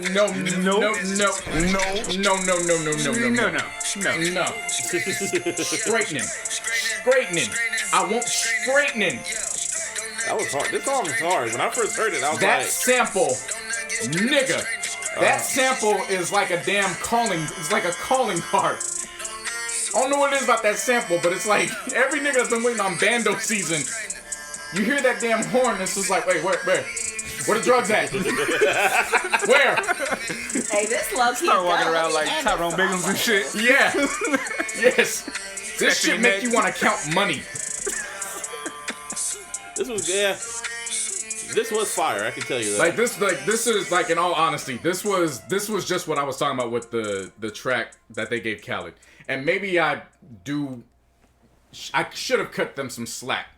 This was probably the song that they did with her was probably a track that I don't know if they collaborated with her particularly, or maybe it was one of those layup line files where it was we got the album file, the layup line file where all right. We don't want to give anybody the fire. We don't want to give nobody the fire because that's ours only. Yeah. Maybe I should have cut him a little bit of slack there, but I'm telling you, as a Migos fan, I knew what I heard a few weeks ago, and that was not that. Yeah. So when I heard this, oh my god! Like I said, I was coming off of the album because I don't think I played the Nicki record yet. I think I went straight into this. Mm-hmm. From cold to this. Yeah, okay. I believe it. Okay. So and I didn't play the record. I played the video. Shit. So when I went straight to this, I heard the horn, and the first thing went, nigga. And I'm telling you, like the first thing I did the ad-lib, I said bando, and then that's when Quavo said it in the rap, and he's like, well, he said bando, and I was like, I know these niggas. I know. Yo, I speak Migos. Yes. I speak Migos. I am a Migo. I am a Migo. I'm half Migo. Hey man, and they announced again, like I said, they announced Culture 3. I guess God. it's gonna drop in June. My question. Yes. Why do they keep doing that? Like, they seem like pretty smart, capable, creative men. Why do they keep going after Culture, like 1, 2, 3, like nigga? They got you fooled. Like, no, really, what am I not seeing? Because I just look at it like, are you guys done? No. Like, what's the point? I just hope the album is better than Culture 2. I can tell you that. It better not be over 20 tracks. It better be like 12. Just like Culture 1. Why do they keep doing that? Certain acts just like to keep it within a certain series. Like, if I listen to Culture 1 to now, is there like some story being told? No. Hell no. Like, am I going to find out all the underlying locations of where Offset and Quavo were when they were cheating? Or am I just... You know what? I say that joking. I say that seriously. Like, it's not going to be some... I say that seriously, no. And I'm halfway joking now, but it might be possible that you might go through a couple tracks and they might be continuations. I don't know. I doubt it. Right, like, is there a... Even from... I'm not saying that, like, it's in, like...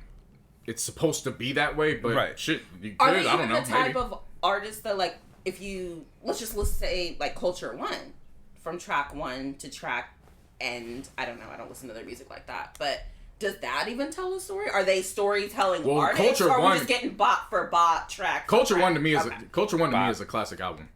Oh yeah, it is. Culture 1 definitely. Culture 1 is a classic album. So that was a dope listen from beginning to end, and that was only 13 tracks. Yeah, so that was a smooth one to get to. Yep.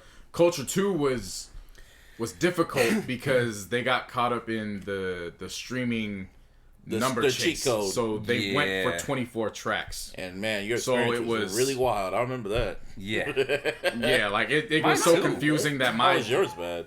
Because I think I listened to you had yours on shuffle. Mine was on shuffle. Yeah, Yeah, mine was too. For the On a first long ass listen? drive. Yeah, Accident. I was listening to a playlist and I forgot to take it off shuffle.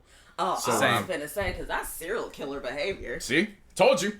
You don't Yeah. ever listen to an album the Or a first time on playlist. shuffle. Hell no. Thank That's you, why not me and the her like first this. run. So I mean, her like this. This is from a casual fan that don't even listen to albums like that, and even she knows. See? Because if you're gonna dedicate yourself, then do it. Yeah. If you're gonna just chop and I screw know it, like, niggas then that- just listen to the tracks you like. And I know plus, niggas that the said artist they- puts the album together a certain way for a reason. You know what I mean? So Right. yeah, exactly. But you said you had You it on understand shuffle, it. I like that. Yeah. Yeah, no, the first Which is time, why yeah, I don't listen to completely albums accidental. and you thought it was great. as a whole. Yeah, like while I was that. driving, I didn't have time to look at my phone. Yeah. Like- You gotta do what you gotta do. Yeah. Well, who else? Oh yeah, Kalani. Yeah, T-Pain and Kalani, man. T-Pain and Kalani, man. I haven't listened to it, but I know it's a banger. Oh, it was. It is. Oh, it is. She dropped I another know. record too. Was Just play a little bit so that way she knows what. Look, if T-Pain's gonna be doing this all summer, it's gonna be a problem. Yeah. Like if he does this, it's going to be a problem. If T-Pain is sampling T-Pain, nobody stands a chance. T-Pain featuring T-Pain. That song is hard. Like nobody stands a chance. I am outside. Everything that dropped on Friday is Yeah. outside music. Yes. Everything that dropped. Yeah. We outside, baby. Oh, This is wonderful. bundles blowing in the wind music. Oh my god, yeah. No, we having fun this summer. We are having This fun. is great. I like this. This is that function music, man. Yeah. And then the one I sent you. Please cue that. Please. Because this nigga Don Toliver. This bruh. It's just everything, bro. Like legit. Don Toliver and Gunna and then Lil Uzi is just some. It's some shit, man. You can stop it now. I'm sorry, I don't even want him. You gotta stop. I'm not pressing buttons. You gotta stop. That was good. But this shit right here. His and hers. This That nigga was sounds good. just like a futuristic Bobby Womack, man. My God. That was good too.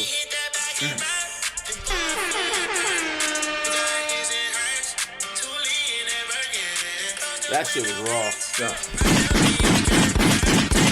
And I've been waiting, baby.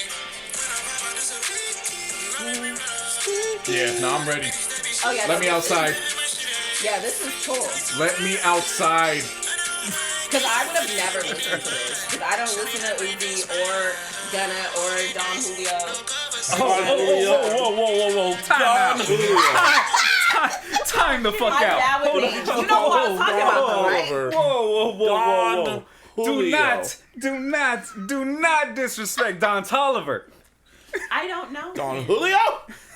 He's the Bobby Womack of today. Yes. She don't even know who Bobby Womack is. If you don't know who Bobby Womack is, Bobby Womack. Bobby Womack was a wild boy. So Bobby we're not Womack. talking about personal Bobby Womack. We just talking about vocally Bobby Womack. I know, Yeah. because I was gonna say Bobby Womack was the That was one a wild who boy. had taken his Sam homeboy's Cooke's wife yeah. to the to the homeboy funeral and wore his shoes. Uh-huh. Wow, that's it. I don't know what these 2021 niggas is on, but that's some cold shit. Yeah, they These they can't Not- build a not- house, not- pay not- a bill, not or 1960s. do that. That's some cold shit. But yeah, that song was pretty fire. Bobby Womack would have gotten shot, and then he. Oh yeah. Bobby Womack was just different. Yeah, but pretty much Music all was- music yes. that dropped this Yeah, last Friday. yes. It was outside music. I can't wait till June. I cannot wait to get the fuck out the house. I've been out the house, but still. I was gonna say, oh, man, another now, album dropped. bro. Another project dropped. The Spiral EP. With, Yeah. 21 Savage. 21. I like that. I did too. 4 tracks. Got Yeah. right to the point. Yeah. Compilation movie, by the for way. his squad. Saw It's the basically movie. just a compilation for the squad, but it was good. Well, I saw the movie though. How was it? Entertaining. Okay.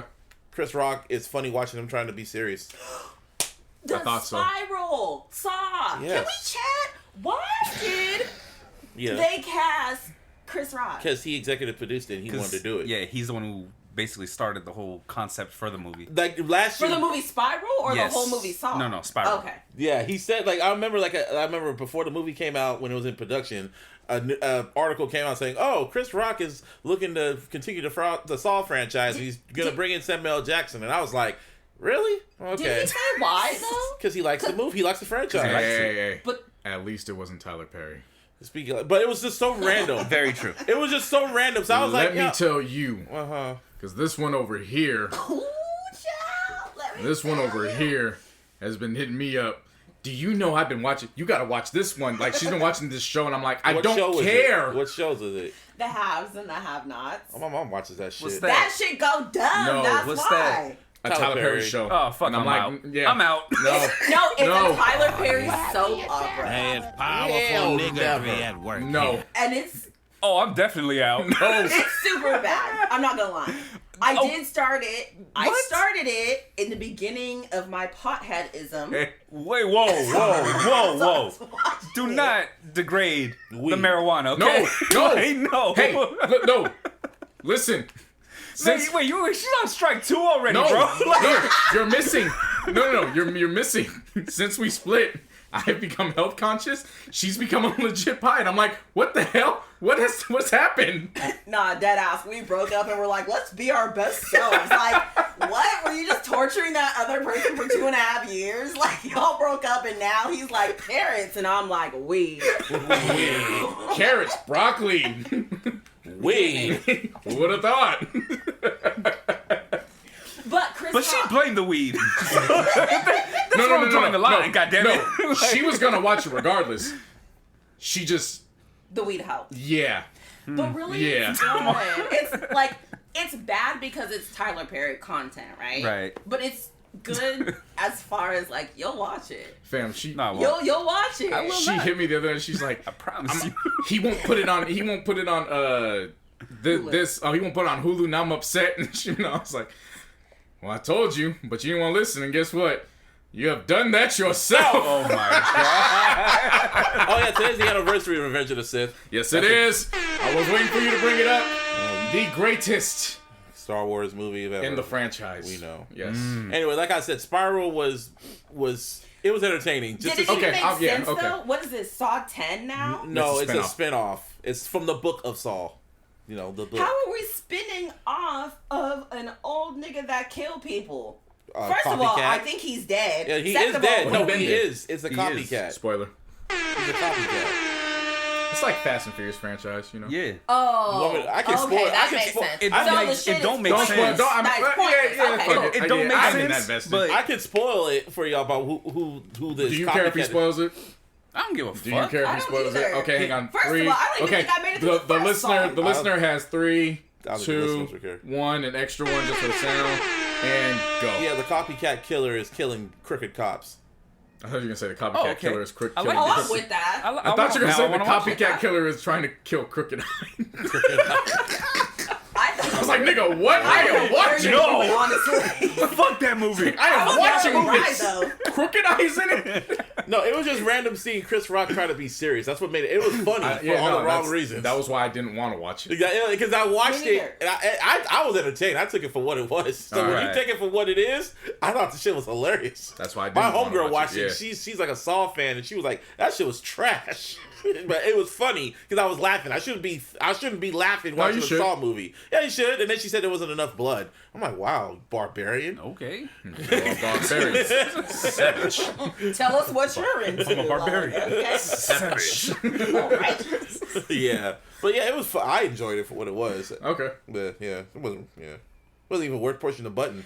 But you know what? This also goes to show that, like, I'm proud of Chris Rock. Good for him. I will never watch the movie. But I'm glad he did it. You know why? Why? Because a lot of people don't have the opportunity to express themselves creatively because they don't have resources. That's true. So even if Saw fans say it was trash, even people like me who will never see it, I'm glad that him, especially as a black man, was able to just be like, I'm interested in this. I like this, and I have the money to do it, so I'm gonna go do it. And it said executive producer Chris Rock. So if for nothing else, he was dead the fuck serious. I'm very, very happy about that project. Like when the trailer came out, I was like, oh, he was dead the fuck serious about doing this. Right? When I saw the trailer come across my phone, I was like, first of all, what have I been searching? Because I don't like Saw.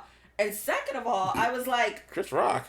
I'm dead ass high. Is this a joke? It's like a because SNL none of it made sense to me. And then Samuel L. Jackson going like, y'all want to play games, motherfucker? Hey, like, if J. Cole can go y'all. drop 3 points in his ABL debut, Chris Rock can go be executive producer of a Saw spinoff. Dude, the first word that came out of Samuel L. Jackson's mouth was motherfucker. Hey, that's on brand. That's hilarious. That's why I loved it. Right. It's on brand. It was like, why else do you cast him except to say that? Yeah. But yeah, that's that. Meek Mill. Oh yeah, we got. I'm so glad you brought that up. It's a rumor. Rumor time. Rumor has it. Hi. Rumor has it. Shout out to Adele. So, I was going to mention this last week, but we so caught up in conversation. So, apparently, according to academics, he's the one that broke the story-ish. I know. Don't shoot the messenger. He's the messenger. Pretty much what happened, in a nutshell, I guess Meek Mill was throwing a party in Miami, or Live. And Rick Ross showed up, and he didn't give him VIP treatment. He pretty much tried to get him kicked out the club and shit like that. And there was tension at the club. What kind of shit is that? Apparently, the reason why is because there is eternal conflict within MMG between Meek Mill and Rick Ross. And this is what the rumor is. And Meek Mill does not like being... He was trying to get off the label Atlantic and MMG. And somebody did this. Ross doesn't want to let him go, obviously.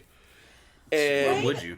Yeah, and apparently when people did more research on it, they went back to that Game diss, the Meek Mill diss that Game did, and he was going like, yeah, you told me you don't even like Rose. And that was like years ago.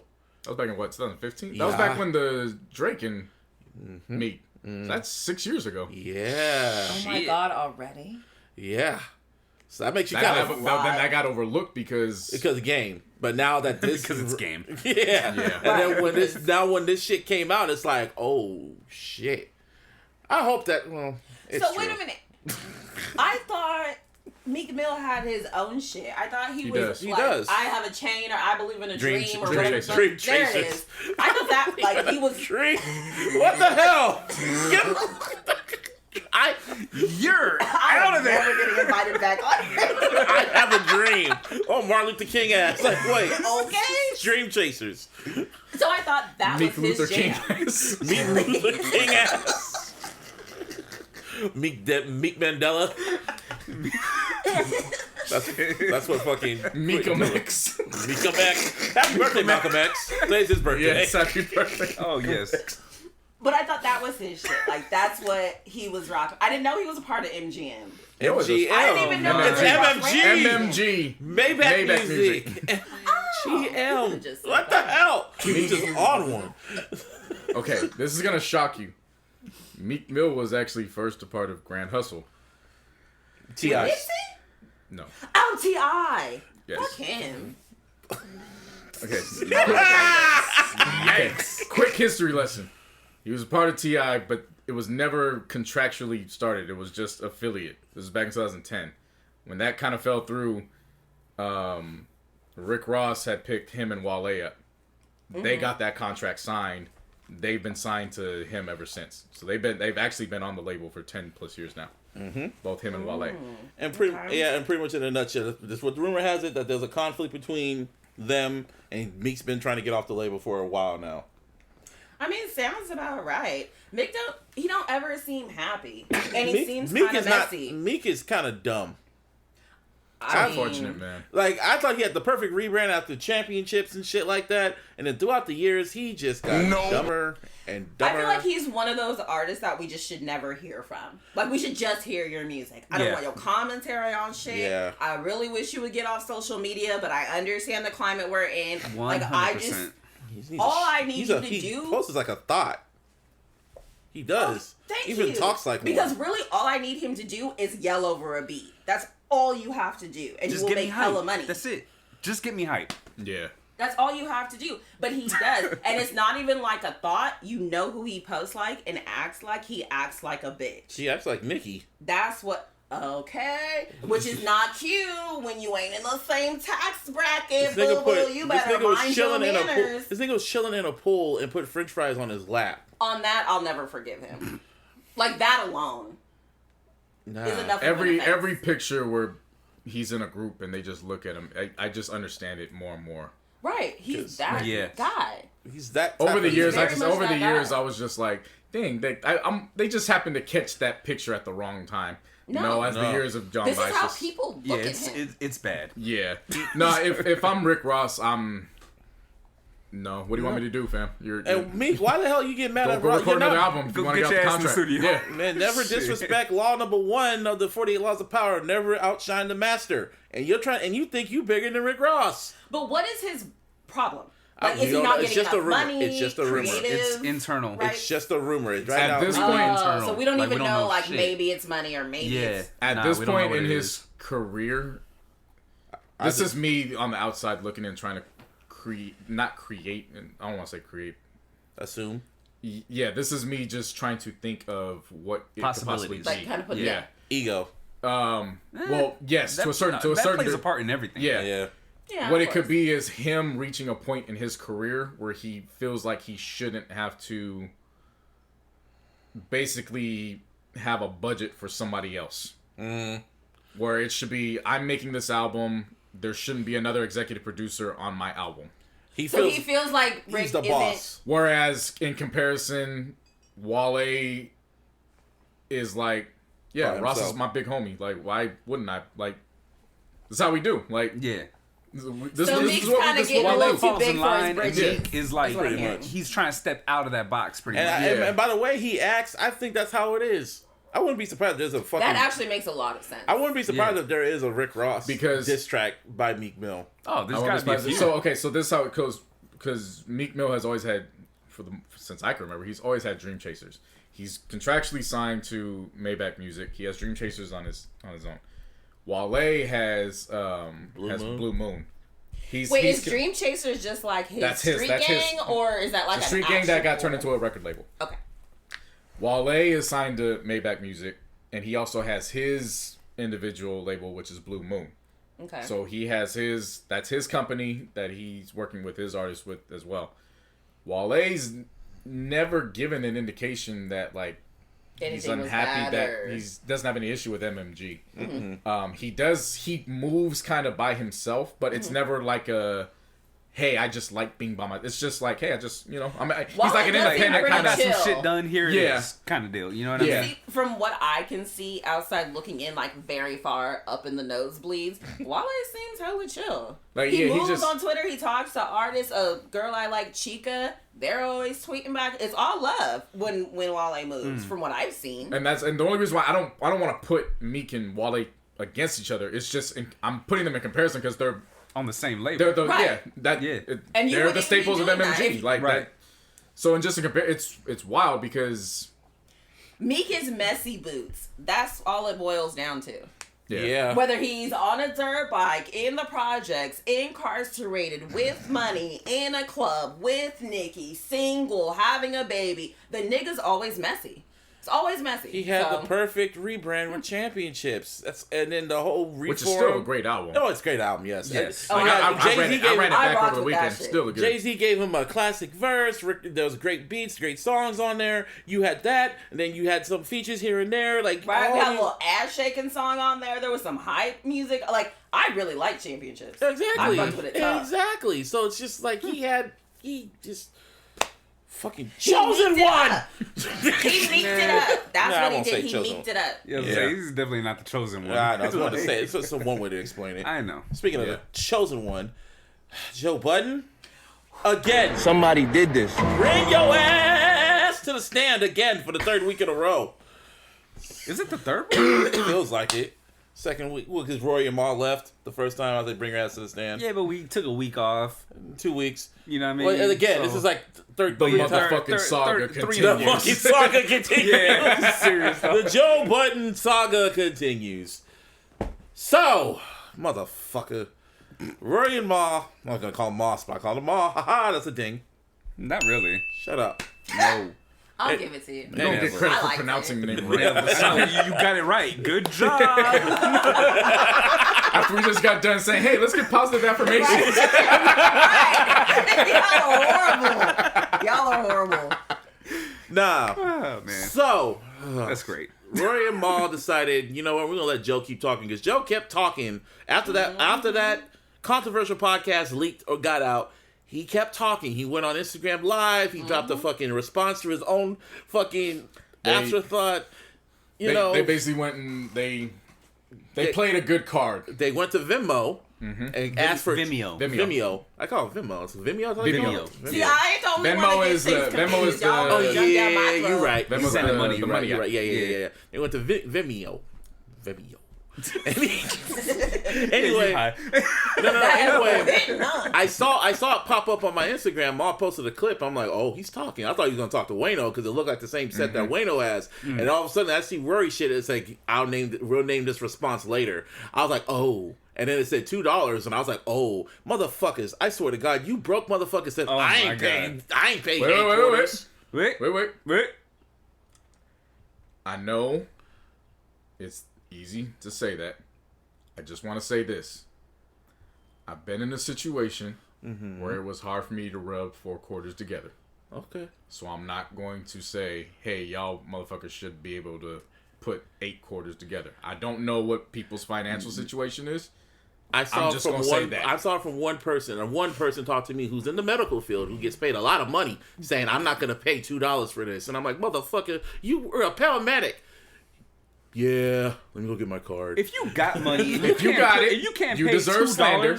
Fuck out of here. If you got it, you deserve slander. Yeah, But I don't a know majority of the everybody. people I saw it Yeah. from. yeah. For them, they're excused. A majority of the Yeah, people but I the saw ones that got it, from who got at least $20 Right. that can bank afford account, them like, fucking right. Nikes, that can afford them Jordans. Yeah, now if you That's Yeah. the ones I'm talking to. Okay, A lot of yeah. people that said that were people I know that stay up being on the sneakers app. Like, niggas, I know you. It's $2. That's me. 8 quarters. Anyway, yeah, I paid my 8 quarters to them because I had to see this shit. Me too. And By the time it came up, it was already on YouTube.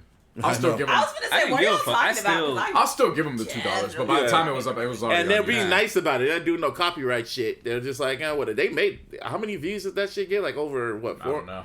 They made a good stack from that. Yeah. $2 split it between them. Dollar Fuck it. each. Yeah, and they pay them too. No contract needed. So speaking of that, yeah, they went to the knee deep of the shit, and they literally told, well, in Maul's case, the truth, not their truth, the truth. And it was a lot.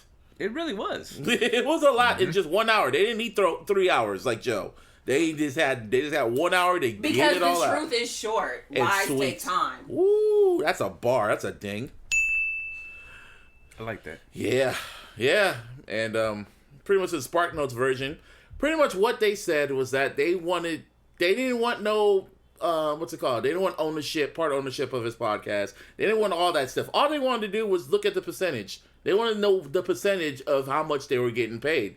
And they were getting paid well, but Joe didn't want to show them the percentage for whatever reason. He didn't want to show him the accounting. The accounting. The He didn't want entire- to show him the accounting because he was hiding something. And when they did look at it, it was a $400,000 quote unquote mistake. What kind of shit is that? I had to rewind that. Like, what do you mean it's a $400,000 mistake? $400,000.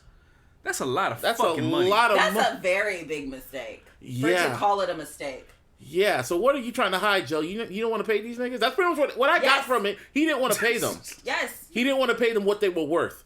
Yes. And every time they brought that up, Joe would just be like, get angry at them. Like, he'll just blow up on us, according to what they said. And the crazy thing is, the way that they explained it, they didn't even trip on the $400,000. They were Yeah. like, They whatever. just wanted The correct accounting. They just Yeah. want. They were like, "Hey, it seems like this is a slip up. Do you have another accounting that we could just make sure that this is the right one?" Mm-hmm. And by the time I had seen it, like he had already been on IG Live. Like it was late.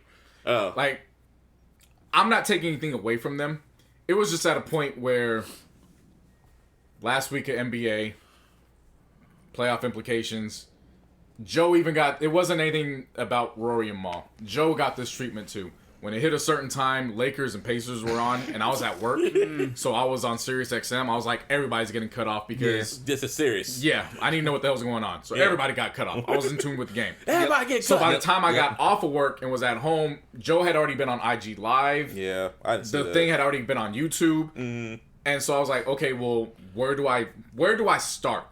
The easy thing would have been to just go and start there, but at that point, everything had gone. So I was like, what did Joe say? You went to Joe first. Because my thing was, had he kept going, then I would have been like, okay, now let's go. Because when Joe had said, my brothers had said, they kept it as honest as they could, I was like, okay.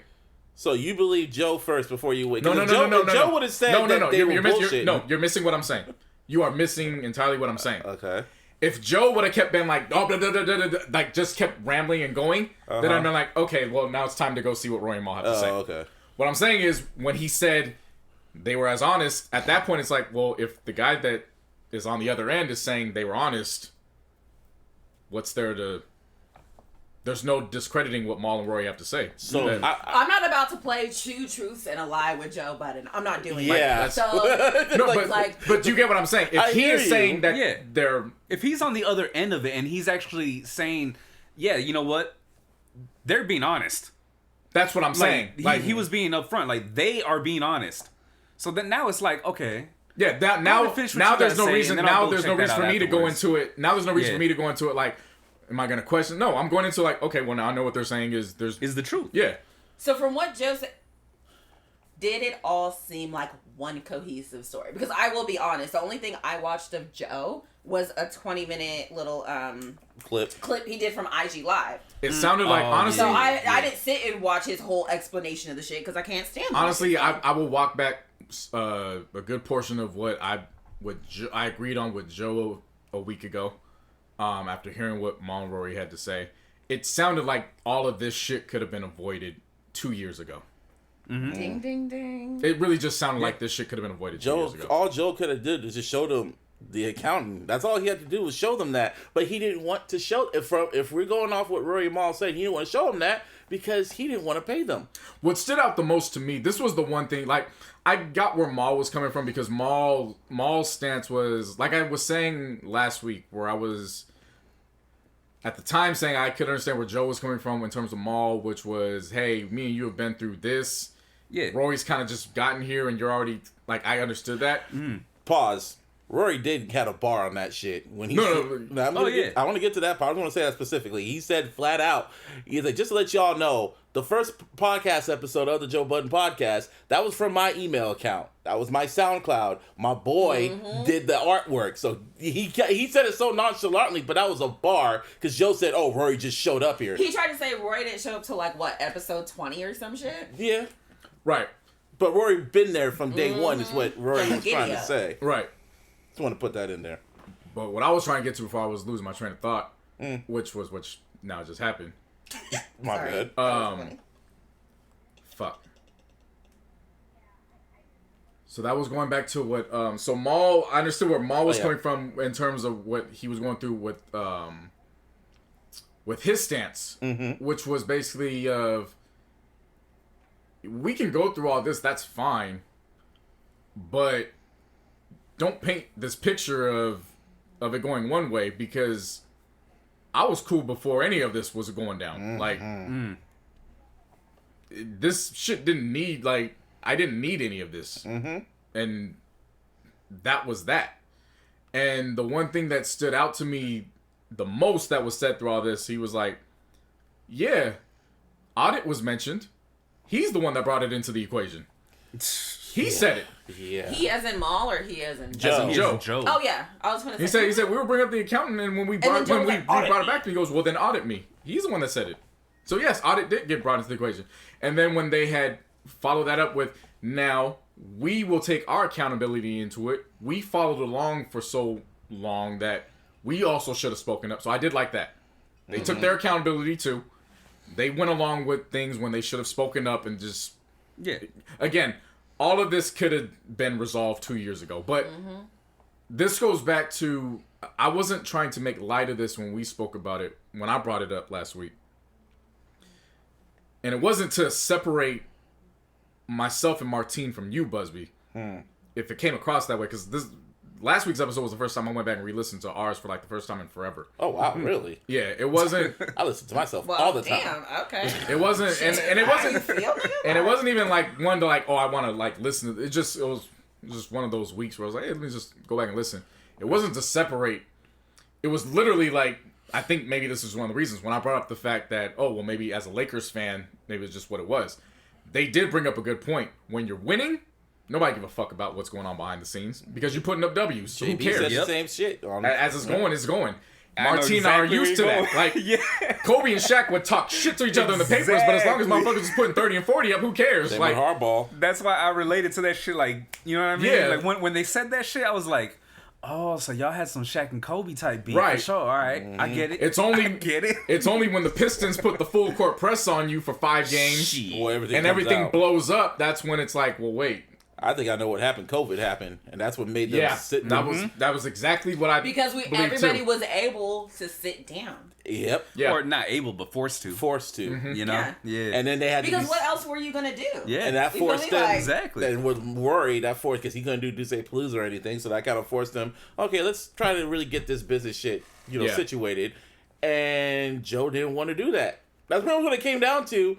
And another thing that was interesting, he said, "Yeah, I didn't ask for no contract. He's the one that asked for." No, when I talked about a contract, he goes and says, "Why are you asking for a contract for? Why are you asking for a contract for? yeah. You're hella insecure." And I was like, "That sounds like something he would say." That's Yes. exactly what I said in my mind. I'm like, Yeah. he would say that. That was the thing for Yeah. me. Everything that they were saying, I was like, yeah, that sounds like some shit that nigga would do. Yeah. I bet he said that shit. I bet he said that shit in a trench coat and an ugly hat. I can picture Joe Budden saying that shit in front of me. Like, that was the whole thing for me personally. One, it was an hour. And I don't usually watch shit that long. But the whole time, Darth I was Budden-ness. like, Darth Buttonist, yeah.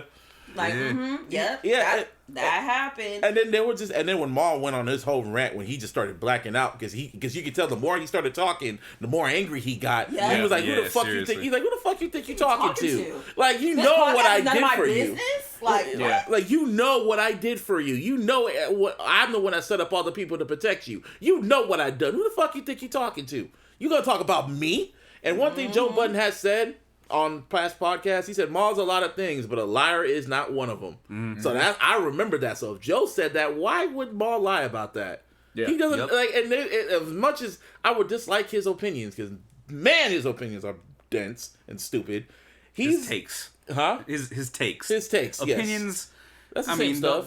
opinions are whatever. Opinions are Right. whatever. But hot when you takes- actually fucking go out and say something Yeah. on the podcast, Yeah, that like, people could hear, Right. millions of people could hear. that everybody's listening to. Yeah. His hot takes are pretty out there. But one thing I noticed that ever since I've listened to him, he's like a chill dude, very nonchalant, Who, chill. Maul? Yeah. Yeah. I love Maul. Sure you do. I do. I really do. Like, if Roy and Maul ever go, and JC can attest to this, like, I have a problem with listening to podcasts because I have a very short attention span. Like, I can't do it. But if they ever did something, I'm supporting them. I'm listening to it. I don't care if I turn it on, turn the volume down, keep it going. You are getting a view from me. And even when the three of them were doing it, there was a chemistry there. Because they, like, Yeah. taped it, right? So I could watch them and listen, which I prefer. Mm-hmm. But even with the three of them, I saw the chemistry, I saw the appeal, I saw the vibe. But it was Joe. I was like, I can't sit And listen to him. and listen to, and what you're saying doesn't have enough value for you to be speaking at the volume you're speaking at. I'm not about to sit and listen to you scream on a couch for an hour about fucking nothing. You have no valuable opinion to me. You're bringing nothing to this. So whatever, cool, wish you success. Then breaking up and Maul and Rory explaining what happened, I was like, yeah, deadass. I know that's what happened. Because if I got that vibe from that nigga, that he's egotistical, manipulative, Narcissistic. abusive, a liar, money hungry, I got that. I'm just getting that vibe. And you actually do business with this nigga? Yes. I hope you get everything you fucking deserve.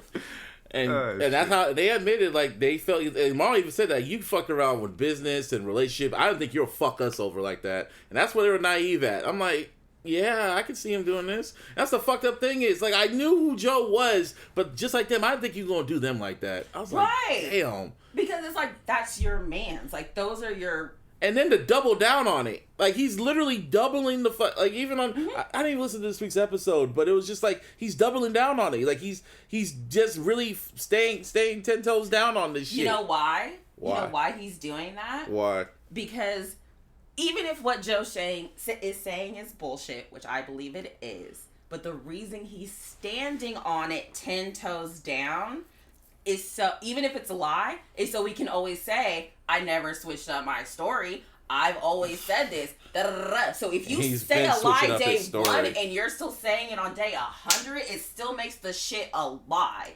You just think as the person, well, I look solid because I never switched up. No, nigga, you just never switched up on a lie. It doesn't make the shit true just because you keep repeating it. He is switching up his... I like that, too. He is switching up his stories a lot. Especially about the Spotify deal and all types of other stuff. And that's another disappointing thing about it, because he's always talking about fucking ownership and leadership and people should read their contracts and shit, when he does the complete opposite. And being so against the machine and when the he man is the and the machine. network and I'm for the creator and the people. Suck my dick. No, you're not. You're not even good to your friends. Yeah. Like... And that's why you keep wearing ripped jeans and coats and shit, thinking you fashionable, nigga. You ain't never gonna prosper, because this is how you act. God damn. I don't like them. I really don't. Well, there's another subject. So, when it rains in Poland... Before we go there, hold on. Time out. We will get there. I just want to be clear about something too, though, real quick, because on last week's episode, I had mentioned, like, all right, if these guys were getting paid, like on a number, because that's the way Joe explained it. Yeah. Then I understand the business. You know what I mean? I get it. He's up here, they're down here. You know, whatever, right? The way they explained it was that it was all percentage based. Yeah. So that changes everything. And Joe left that little part out. Like I said, to be clear, me and JC were going strictly off of business from what we heard, but didn't come to a fucking, like, a point. You know what I mean? Like, it wasn't done. It wasn't said and done yet. I wanted to hear what Maul and Rory had to say. Now that we got that, now that I understand everything, I'm on fucking Maul and Rory's side, the bro. thing that got me about last week's podcast when it comes to Joe is I looked at his manager Ian, because Ian was in that damn episode talking to him and egging him on and shit. I'm going like, this is your manager, and he allowed this shit to go out to the public. Like, I was just thinking to myself, if you knew you guys did some shady shit, why did you allow that? Why did you allow him to go scorched earth and know this was gonna fuck your shit up? Because that's what's gonna happen. Like, you literally that's fucking with Ian's bag too. Yeah, and you sat there and egged him on, and it, like if I was the manager, I would have been like, okay, I'm gonna entertain this for a minute. I'm gonna let you talk, and after you were done with the episode, you got your shit off. I would have went up to Joe and be like, you know what? This episode has not seen the light of day, because if you drop this is going to make you look bad. So if you want to explain this situation, clear your fucking mind, call Ice and Ish and come back here on Saturday and let's have a clearer podcast where you explain the situation. Because if you go out like this is going to fuck everything up. Well, that didn't happen. They even wrote descriptions and everything and filmed it and put it on Patreon. Well, not YouTube, but it's Patreon. And now the scorched earth, because then you got people coming out. You got Dan Le Batard coming out saying, damn, you fucked up. But that's where, as a manager, you tell your client, who you're going to get paid off of no matter what, go ahead, do that. Go ahead, do that. You know why? Because everybody's going to fucking tune in, want to listen to this shit. Well, but I promise you, this is going to be one of his highest fucking rated, or not highest rated, but highest viewed episodes on Patreon. Because this is definitely the one Joe Budden thing I would go watch. And then as a manager, you're getting money off of all that. But but the universe, it works one way, because when all this shit was going down, Olivia Dope came out and then scorched earth on Joe's world again. And pretty much, I knew this rumor was out there. I knew it was out there, but I just needed proof because she didn't say anything about this shit. But what was the podcast called? See the thing is. Okay, what were you about to say? On. I don't know. I don't know where I was going. I should have just let you keep going. What you gonna say?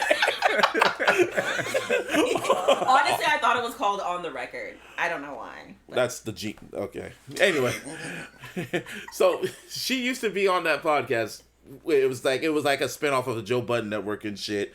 And on the second, I think the third, fourth episode, Joe shows up. Huh? I think they said it was the 9th episode or something like that. Something like that. Yeah, Joe shows up, you know, and it was that episode when after that episode aired or leaked out or whatever, she left the Joe Budden podcast. And I remember when she thanked the cat and her co-host, but didn't thank Joe. And I was like, uh-oh. I remember you saying that too. Mm-hmm. Yeah, and then there was another one and then there was a rumor that came out that he sexually harassed her, and that was the reason why she left. Mm-hmm. And I was like, uh-oh. And then she came out when all this shit was going on about Joe. She came out and said, yeah, he did. He pretty much said that he wanted to fuck me. Ever since he met me, he not wanted pretty to much. fuck me. I know. She said it flat out, bro. Yeah. Ever since I met you, Not I pretty wanted to much. fuck That was That's pretty direct. kind of verbatim. Verbatim, I wanted to fuck you. Right. And he kept saying it over and over again and laughing about it and shit like that. She was laughing too, but she was uncomfortable. And I was just like, damn, Joe. When I was reading it, when I was listening to it, I was just like, I kept saying it. I've been saying this for like the past few... Damn, Joe. Damn, Joe. Like, damn it. Like, I can't... And then it because that's who he is. I know. And he can't help himself. He couldn't help himself. No, he can. It's called therapy. You want to know? He had his therapist on last week's episode, on Saturday's episode. And they were telling him how he was fucking... He goes to therapy already. And he uses therapy... This is what I'm looking at. He uses therapy to find new ways to manipulate people. You know what? And yes, absolutely. That sounds legit. Yeah. That sounds He even like said Joe. it himself. I like going to therapy just to hear about my flaws. Oh, and he laughed. He said that. Yes. Think about ooh, this is all coming together. I knew Joe was a bad person. Think about it. That's a ding. That's like a ding went off in her head. Think about all the times you have ever seen Joe Budden. Like after Pump It Up. So on Love and Hip Hop, his interactions with Tahiri, his interactions with that one curly haired girl with the bad teeth, his interactions with Sin, his interactions, even when he does IG Live videos, his mannerisms, yes, you are a psychopath. I don't know the exact word for it. Sociopath. But Joe Budden be Joe Buddening because he's always on that hype. The ego is suffocating. And like I told these two, everything that happens, like every new venture he goes on, he finds a way to fuck it up. First there was Slaughterhouse. Who does he blame? Eminem and Paul Rosenberg. Then it was Everyday Struggle. Who does he blame for why that relationship ended? He blamed Complex. When it came to Spotify, he blamed Spotify. He went on a whole fucking rant, like continuous rant about ownership and all this other shit for like a whole month. Whole month kept talking about that damn shit. He wouldn't shut up about it. He kept being petty about it. But I was like, all right. Then he goes to Patreon. I told these two gentlemen, I hope he don't fuck this up. And now on this week's episode, because I kind of checked, I just wanted to see what he said. I noticed something. The Cash App logo was gone, and he didn't shout out Cash App even in the beginning. I was like, uh-oh. And rumor has it, Cash App quietly dropped him after them sexual harassment allegations came out. Yep. So if every single thing that you touch burns to ash, burns to the ground, at what point do you self-reflect? But here's what I think Joe has done.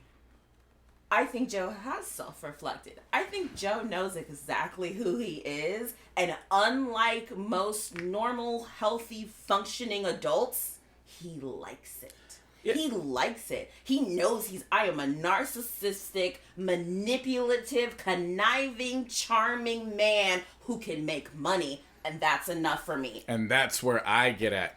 That's why it's not that I agree with his stance. Mm-hmm. It's that he wins because he knows who he is. You know who Joe Budden is? And he's willing to take those consequences. Yeah, no. He's McNulty from The Wire, and somebody else brought up a great point. He's BoJack Horseman. Or a little bit of Stinger. Oh my God. Yeah, BoJack Horseman, yeah. No, this quote. I remember this quote from The Wire, and I wrote it down. I said, you put fire to everything you touch, McNulty, and then you walk away while it burns. Yeah. That's and everybody else has to deal with it. And that's Joe Budden. Yep. And BoJack Horseman, yeah, that's a good comparison. No, he's McNulty and he's BoJack. He's BoJack McNulty. And he's just comfortable with it. Because what is Joe? 52? 40. How do you get to be that age? Okay, 40. How do you get to be that age though and not be somewhat self-aware? This nigga knows and he's okay with it. And with that, that is between you and your God, sir, because as long as he cashes out in some way at the end of whatever he does not care. So that he fucks off deals or millions blah, blah, blah, of dollars. Because, but that's the thing. He's so narcissistic and so egotistical. He's like, fuck it. I'm going to make it all back tomorrow. Don't worry. Oh, like Trump. I could just go. I can just keep going. He's Joe Budden. Why wouldn't he be able to? He's no different than Kanye then. All the people he went after Kanye, he's no different than Trump, Kanye, all them narcissistic. Well, I will say this. I will say he just has the I will say this wardrobe. in comparison to the to those three. Two. No, in comparison to those those two, yes. Because I did watch this episode and I was holding out for the first few minutes because I was like, you better say what I think you better say. Otherwise, I'm cutting this shit right off. You be on the verge every week, like, oh. No, I was on the verge. Like, well, last week I was on the verge. I was in my car, so. Well, you know what I mean. But So there was in no this verge. instance, with Olivia Dope, it was, you better correct this shit. Donald Trump would have not. He would have doubled down. He would have made some jokes. Mm-hmm. And that's Joe kind of Kanye would have rambled about God knows what, and then would have blamed society, and then would have found a way to compare himself to as a savior. I'll say Jesus. Yeah. In Joe's defense, whether people want to take it, accept it, or what it is, in his defense, he opened up the show, and he said, the social media apology, it was not enough. And I want to make it perfectly clear. Olivia Dope, I apologize. And not only do I apologize to you, to Mandy, and to Bridget, I apologize for putting both of them in that situation. I was wrong. And as a man, I need to be better. And I will work on being better. Now, let him talk. Now, again, whether people, how they feel about it, how they accept it, okay. I understand. I get it. I'm not here to defend any of that. Yeah. I'm just here to say, in comparison to those two that you just named, they wouldn't apologize. That's not an outcome that I will. I'm just here to say that. That's all I'm here to say. Now go off, Larissa. How long ago did this Olivia Dope thing happen? Last year. Yeah. So last year. Actually, this year. No, it was this year. It was this year. Series, the series just happened. Earlier this year. It was earlier this year. Yeah. Okay. If I'm not mistaken. Yeah. I don't remember when the show started. I don't watch the series. Same here. Yeah.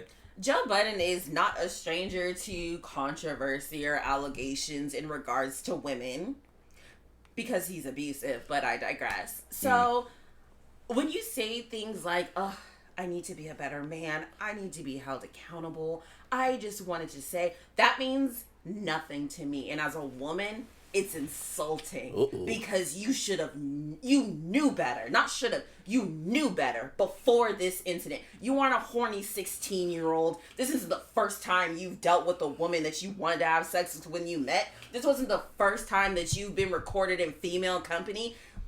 What is wrong with you? You knew better than that. Not raised better, not any. You knew better because you've been in situations like this before, and you are a man with women in a professional setting. So if nothing, and you're the boss too, and the boss so too. if nothing else, you should have behaved just off that.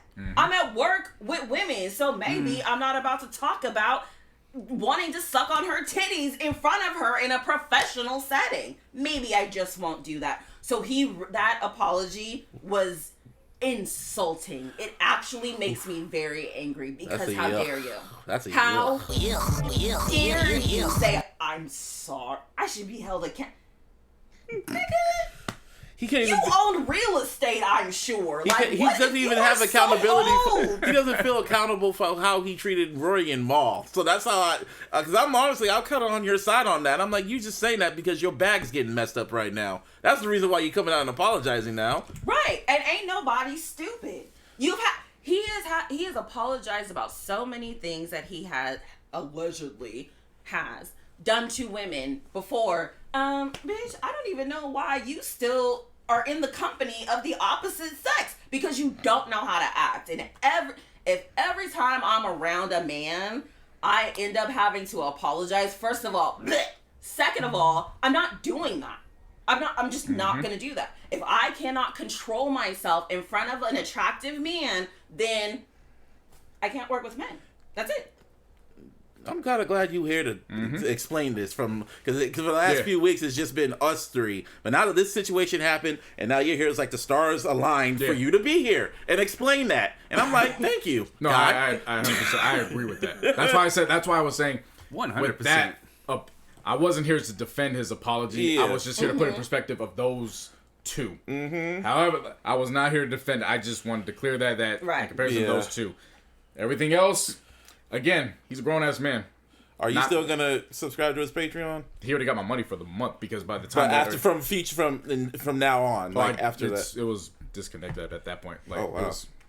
Damn, man. That's the whole shit about all this. It's a damn shame he's going out like this. It really is, because like I said, the three of them, Joe, Rory, and Paul, I saw the chemistry and the value. Like, I couldn't, like, stomach it, but I was like, this is a really dope podcast. Like, I see why they have a fan base, and I wish them success. Yeah. And then money got in the way, and then Joe couldn't help himself.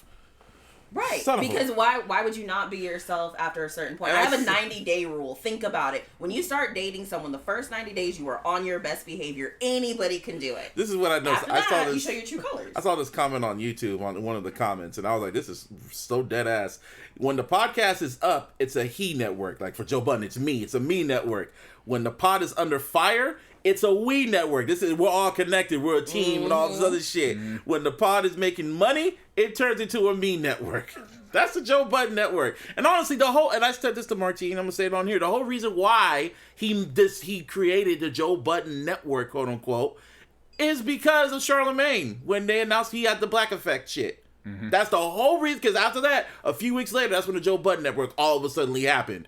He did it to go against Charlemagne because his ego couldn't stand that Charlemagne one-upped him. Oh my God, just trash nigga after trash nigga after trash nigga having a platform. I was about to say, bringing Charlemagne up to life. Sorry. Yeah. I know his little sister. Charlotte Change can kiss my Charlotte ass. Change. Charlotte Change. You're not going to win that one either. I'm not winning it. I'm just trying to make a point about what I'm seeing the pattern that Joe's doing. I know. I know you hate him. I know his history too. Shit. But that's what I was going with last week too. It was like, Charlemagne can't really. I know. He can only go so far. Yeah. But yeah, man, it's just a damn shame, Joe. Why? But you know what it is? It's That's who he is. I know. He said something. He said something important on Saturday, and it's not just about him. It's something that it's a very important. It was a very important bar just about people in general. Which was, I can't remember off verbatim, but it was basically just saying that you'll ask questions like that, like why, but tell him that it's human. But all his fuck ups led him to this point. So you can say, well, why weren't you just on a straight path? But all his fuck ups got him to where he. Yes, that's called being an adult. Eventually, you will have to deal with the consequences of your actions. It's a snowball effect. That's what's happening to Joe, and that's what will continue to happen to him. But so this has less to do with Joe. This was the bar I took from it, just from in general. It's important not to look at people's shortcomings in general and be like, why? But look, again, certain people, it's necessary for them to see how big they bounce back. Joe, I'm not focused on him. Just in general. This is in general. In general. Some people's mishaps and their failures are necessary. Robert Downey Jr. He's indeed one of those. Where there is his involvement with Marvel is very slim if he doesn't go through what he goes through. We can name countless pro athletes. One that obviously comes to mind, Caron Butler is one that comes to mind. If you know Caron Butler's story, he was literally in a position where it was either basketball or jail for the rest of his life. Yep. Like, literally, it's not even hyperbole. Like, literally, it was a squad car. This is literally, like, it just worked out for him, and Next day, basketball tournament, the rest is history. Like, literally. There's just some people where this is a part of their testimony. I took that. So again, it was just a follow-up from what I was saying last week. Again, less about Joe, more about what comes with it. Yeah. It's not about, well, you're capable. Some people's mishaps are actually the bridges for other people to get to be something better. So where Joe falls short, and maybe he does, again, like, we don't know what's going on. It looks bad. Maybe he bounced back. Maybe this is the end. I don't know. I'm not as confident as I was last week with new information. Oh, yeah. That's how it goes. Definitely not. But who's to say somebody who is more prepared to see and observe the world with a better lens takes the information that's presented around Joe's circumstance and says, I can produce and I can learn from that and I could take it and do something better. Yeah. That's an outcome that can also take place. That's the lesson that needs to be learned from all this. Because I'll give you an example. Where Death Row crashed, Top Dog took and went to the next level. Yeah.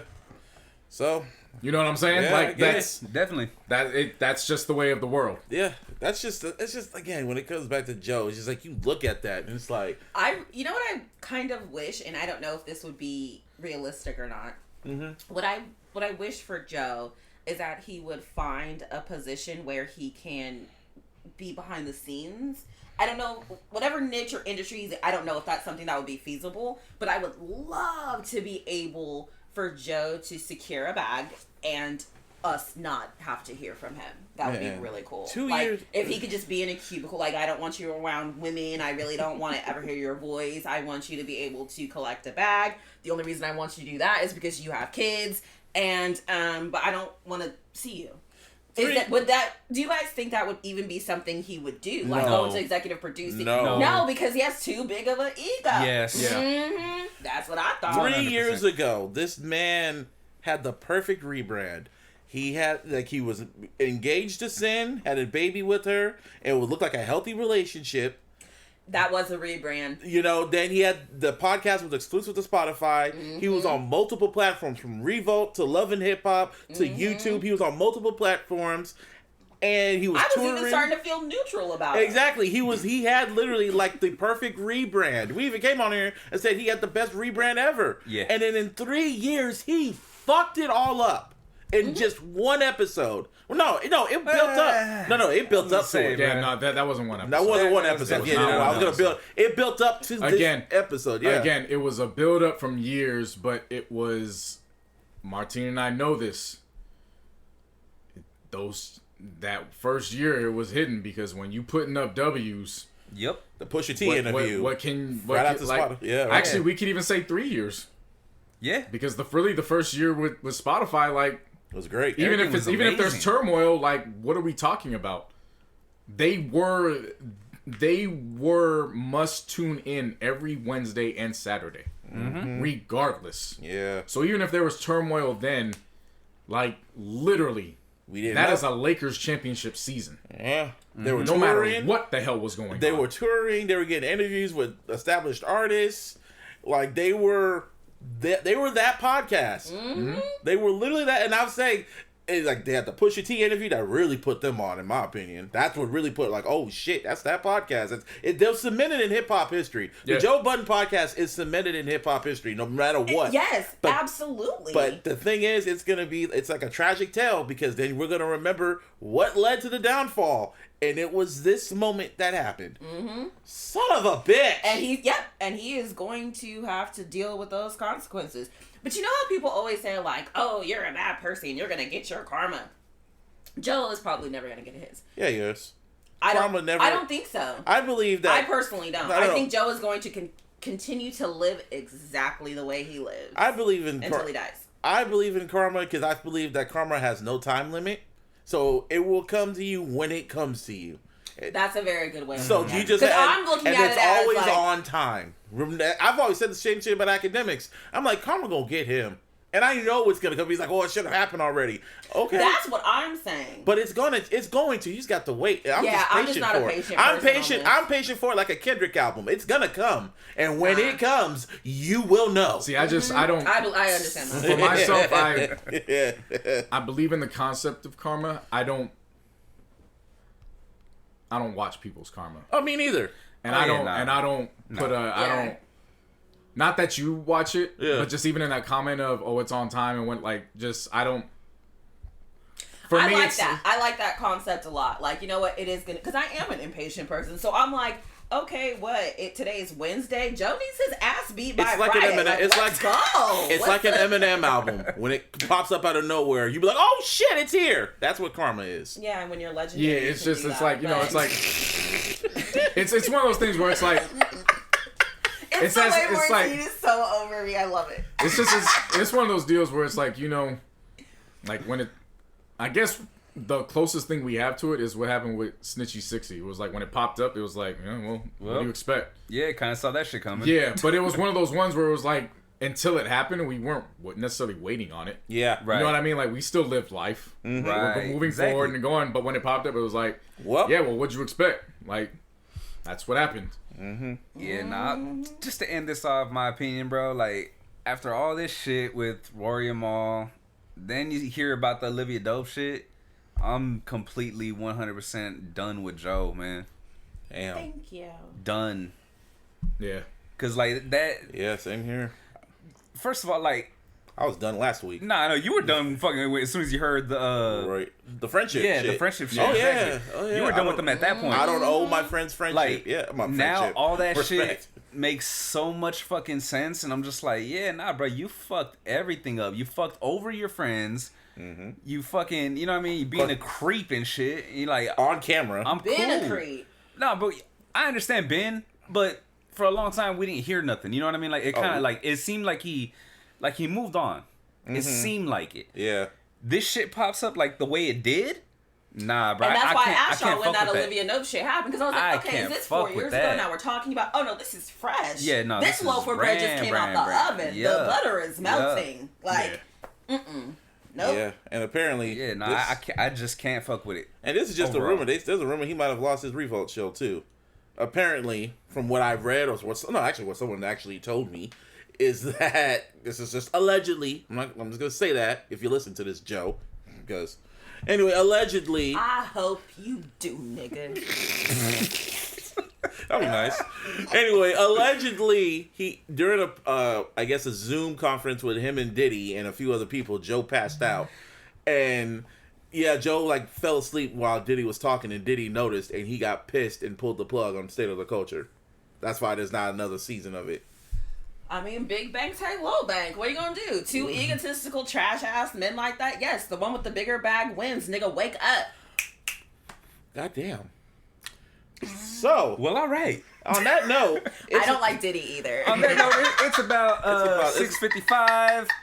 So we're gonna have to take a quick break. What's not? Well, yeah, for you guys it'll be a quick break. For us it'll be like a few hours. Quick prediction. I'm about to go get some snacks. I want a good game. What are we predicting? I want both y'all saying Lakers. I just want a good game. And Larissa don't care. That's easy, you know. Coming from me, you know who I'm. No. I'm talking about score. No, I'm saying matters. a lot to a little, bro. That's just how I'm feeling, though. I did not hear a word that was going on this side of the room. This entire side of the room. I've been locked in. Look, the previous topic was a great conversation. We needed that. Round of applause for that. Appreciate y'all.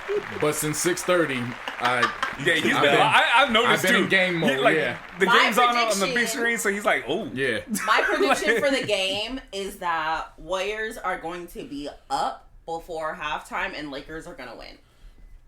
Okay, that's pretty cool. Oh, that was accurate? Oh, I said pretty cool. I expect complete domination. Oh, you want a blowout? You want a boring game? Complete domination. I didn't say that. I didn't say that. Just I for said podcast complete purposes. domination. Okay. That's my prediction. I think Steph's going to have one of those games, but it's everybody around him. Well, I was going to say one more thing.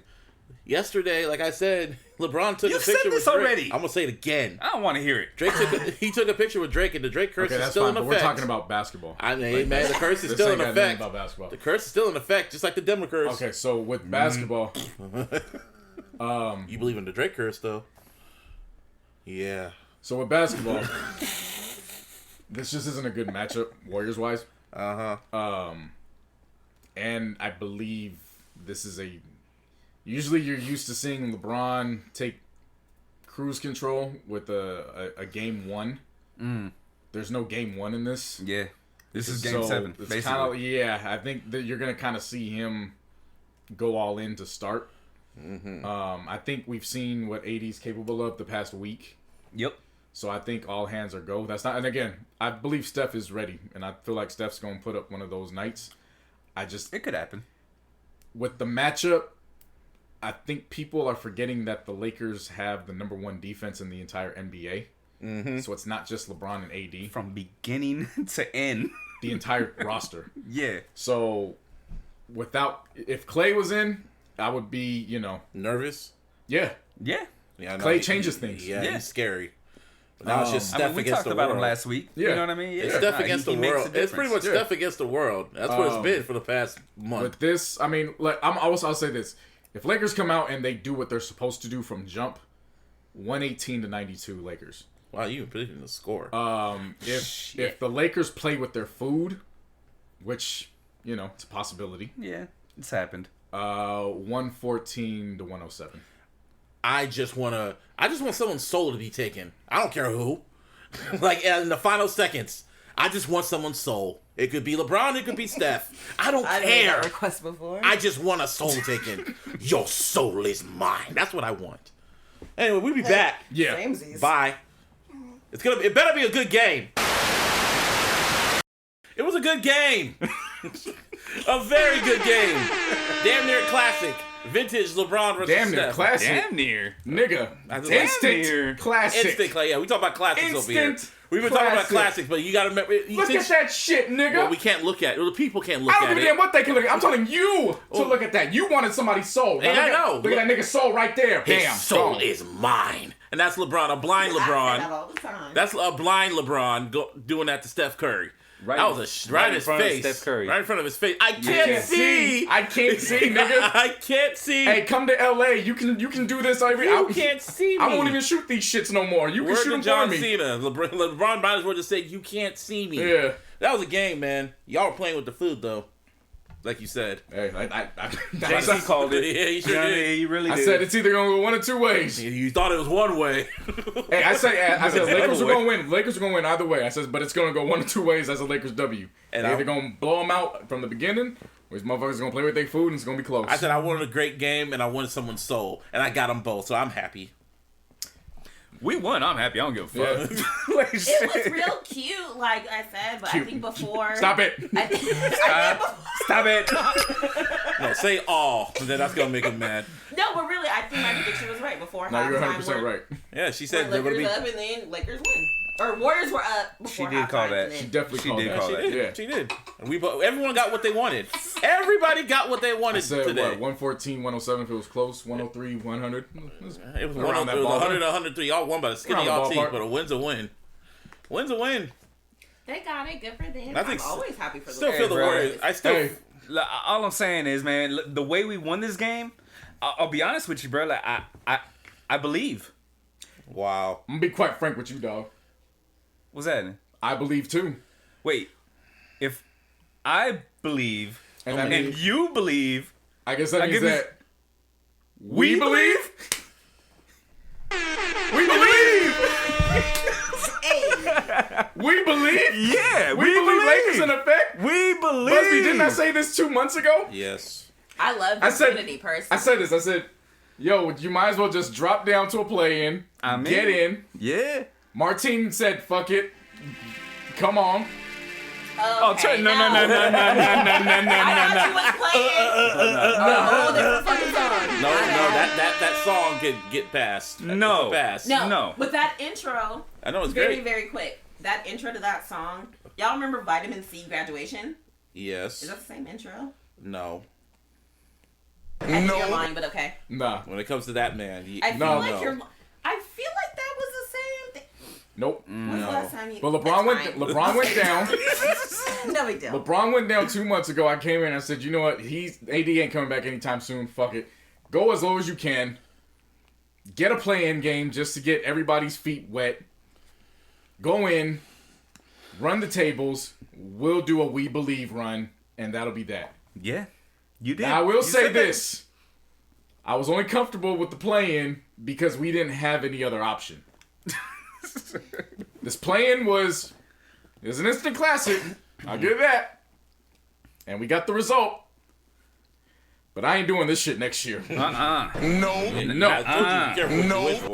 ain't about what you... No, we had no choice. We didn't have a choice. Even before y'all got injured. I wasn't talking about this before we got injured. We had no choice. Yeah. I knew what was going to happen. With no LeBron and no AD, there was no way we were going to hold with steady. There was no way. So that was why it was, it's going to happen. So you just got to weather the storm through that. Uh-huh. Hold rank and just get to a play-in game. That was just all it was. Mm-hmm. But this is still clearly the team to beat. Obviously. In terms of the West. Obviously. Hopefully in terms of still the NBA. Right. But they still got to prove it over. Y'all just better not play with your food again. Well, at this point, there's wiggle room now. Now we're getting into it. Now it's a series. Now we play the Suns for at least a week and a half. Yeah, it's not like, the NFL playoffs where it's like one fucking game and shit. Yeah. So, and the beauty of it is we're on the road to start every series now. That's the thing. On the road now? We don't have any home games to start the series. Mm-hmm. So all the games 1 and 2s, those are all on the road. Okay. So all pressure is off of us. We can play with ease. The first game against the Suns. How pissed are the Suns, man? All that hard work. The Suns? The Sacramento Suns? No, Phoenix. Okay. Suns. Okay. Definitely Phoenix Suns. It's all right. for sure Phoenix. Sacramento Kings. I'm Yeah, sorry. That's what I was go. thinking All right, of. My there you go. bad. Good My mulligan. bad. Good mulligan. There you go. Man, you get Chris Paul. They do all that, have a wonderful year, and your reward is the reigning, Defending, conquering. We Believe Los Angeles Lakers. No, like Paul Heyman, the reigning, defending, the conquering Los Angeles Lakers. That's who y'all going against. Good luck. Acknowledge me. Acknowledge me. Oh shit. That's LeBron. Acknowledge me. Boy, nah, that first half was. It was rough. Fucking Steph making rainbow threes and shit. It wasn't even Steph I was upset about. I knew he was going to do that. Yeah. It was everybody else around. I was dead ass wrong about that. That was the part I was wrong. I said I knew Steph was going to do. I just didn't think the rest of the team could hold up. No, I was dead ass wrong. Yeah, no, that I will team give that. played pretty well. Salute to the Warriors. Yeah. And I genuinely mean that. Salute to the Warriors. They showed up to Staples and they proved me wrong. That team went in there and they held on until literally the very last minute. Yep. By the skin of their teeth. Y'all, like when it comes to the Warriors, once again, when they're on, put your foot on their neck, because when they wake up, they'll take your soul. But y'all kept y'all soul. And what's it called? And so they have to play Memphis, right? Yeah, Memphis won earlier. They beat the Spurs, so it's basically the rematch of Sunday's regular season finale between the Warriors and the Grizzlies. Oh shit, that's right. I forgot all about that. Yeah, so Steve Kerr could pull that game plan right back out the trash. I have confidence in the Warriors. Ja Morant, though. Yeah. Ja Morant's a boy in the making. Yeah, he is, Can't man. take that away. And Dylan Brooks. I'm about to I say, don't know if you saw the game. as long as he stays in the game this time. Yeah. Dylan Brooks is a boy, too. Yeah, he's a monster. Part of me just wants Steph to will this team to the playoffs just to shut everyone the fuck up. Just because everyone's been talking ill on his name. I'm confident. I'm very confident that it'll be Utah, Golden State. Oh, game damn. 1. Oh, damn. I'm confident in that. Man, I hope that goes at least 5 games. Isn't that who they played in the We Believe era? In round 2. That was the Baron Davis. Yeah. Yeah. Okay. That's who they played in round 2. Because they obviously dismantled the Mavericks. The first Yeah, round. that's I right. remember that. That's why they changed the MVP format, because that was the year Dirk Nowitzki won the MVP. But when they got knocked out, they had to find somewhere for him to pick up the MVP because he couldn't get it in the second round because they were got their asses beat by the Warriors. Yeah. Speaking of the Warriors, can we talk about Kwame Brown? Wasn't he on y'all team? He was also on the Warriors, but he was on both teams. We talking about and the Wizards. We talking about stacking Matt Barnes. Smoke is in the air, right? And I've been waiting, baby. Maga too. he is Second Amendment Deep South, but Kwame Brown is fed up over the last 20 years, and I cannot say that I'm mad at him for it. I am thoroughly surprised at what I'm seeing and hearing over the past few days. I have a newfound respect for him as a result of what I've seen and heard over the past few days. Yeah, you can only say so much shit to somebody for X amount of period of time. And I guess, shocker to me, news is coming out that, yeah, a lot of NBA players knew this about him. That's why a lot of NBA players weren't the ones that were saying stuff about him all these years. Which was, yeah, like, I was like, oh, makes a whole lot of sense. But Gilbert Arenas coming on IG Live talking about, yeah, me and Larry Hughes saw him and his brother literally have to take, 10 security guards? 10 security guards couldn't take him and his brother down at one point. Oh, wow. So they about that action. Yeah. Basically, like how I was saying a couple weeks ago when they had Jeannie Buss on, this is when it started. Yeah. When Jeannie was on All the Smoke and they made a comment about Kwame. And then a few episodes later, they had Gilbert Arenas come on, and then Kwame Brown came up again. Yeah. Word got back to him, so he's like, fuck it.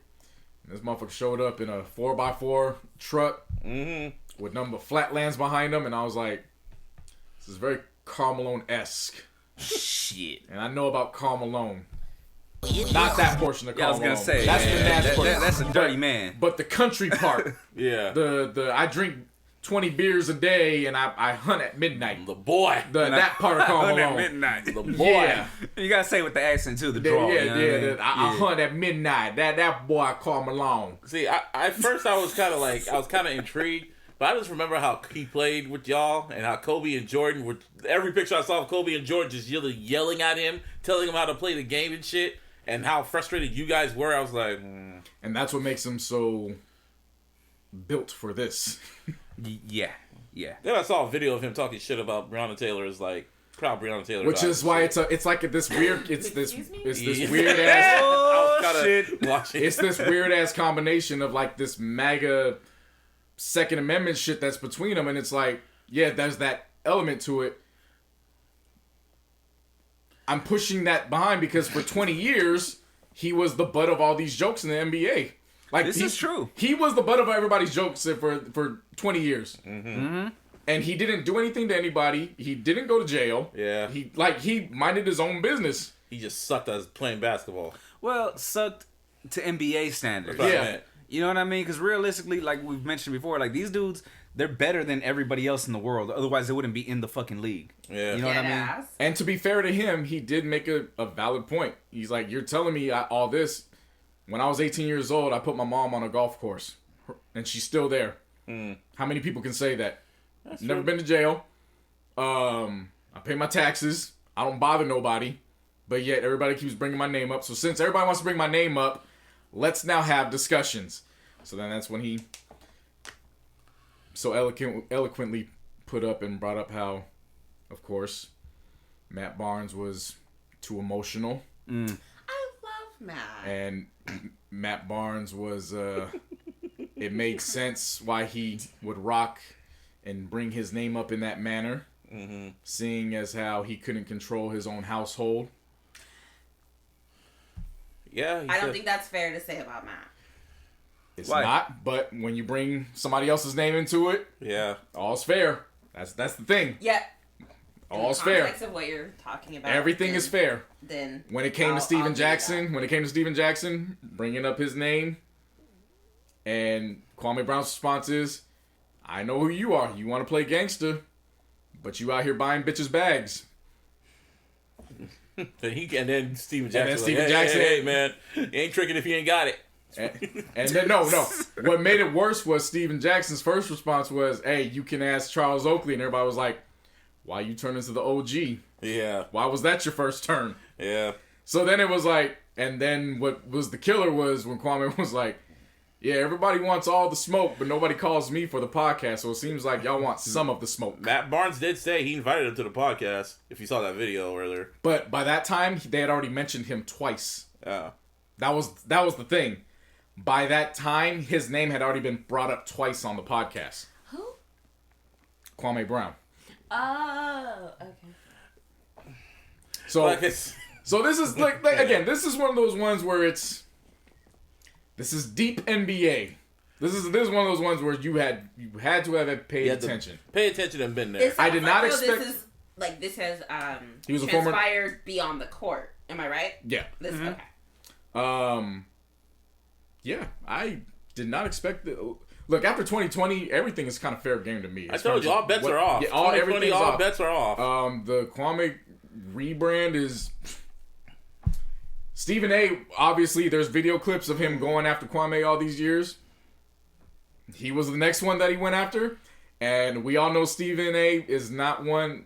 He goes on TV saying, you don't want to make an enemy out of me. Yeah. Kwame brought up his name, and the first thing Stephen A did was go on Twitter and say... We've all brought his name up. If he wants to go, it's fair game. And it's like, wait a minute. All these years you don't want to make an enemy out of me. And all of a sudden it's like... He said that to KD. No, he said that to a few NBA players. Oh. Yes. That's what I'm saying. Every time Kwame's name's been brought up and he's responded in this last few days, all of a sudden nobody wants to talk about Kwame anymore. That's what I'm saying. It's a very interesting turn. And maybe I missed this, but why? Because it sounds like now people in that industry are not wanting to have these conversations with Kwame. He keeps to himself. He was the butt of all the jokes because he just was what they consider a bust of a player. Right. He was number one overall pick. Now it sounds like he's speaking up. He's like, all right, let's chat. And they're kind of and no one wants to. Why is that? Because it's what we're learning now is he did have a reputation in the NBA whereas you don't mess with Kwame Brown. Pretty much. He's with the shits. Yeah. Okay. Yeah. Okay. And he was actually really with the shits because it wasn't something that had to be super public facing, right? Right. He was just very. It was just behind the scenes. He was very quiet, so nobody knew. Yeah. Nobody knew until now, and everybody's like, "Oh." Because it sounds like he's been really pushed to that limit. Yeah. Like, okay. Yeah. I admit. Now I'm gonna have to get up out my bed and show you. I will admit. I've had my words about Kwame.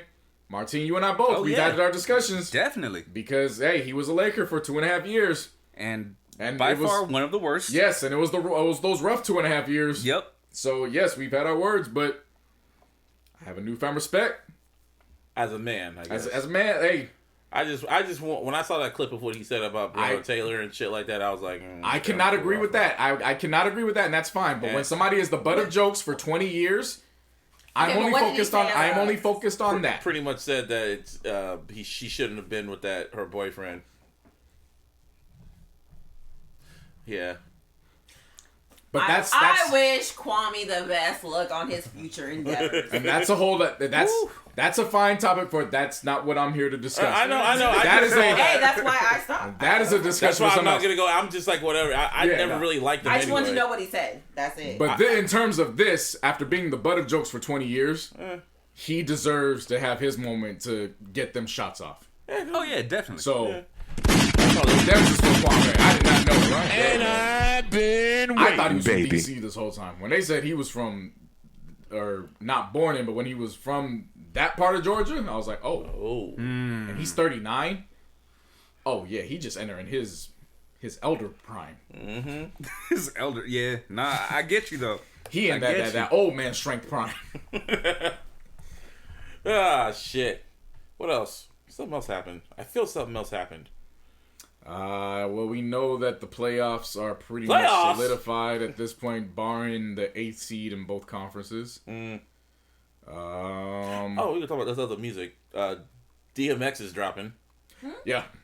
Yeah, you heard me. He was working on an album right before he died, and it's a whole bunch of features.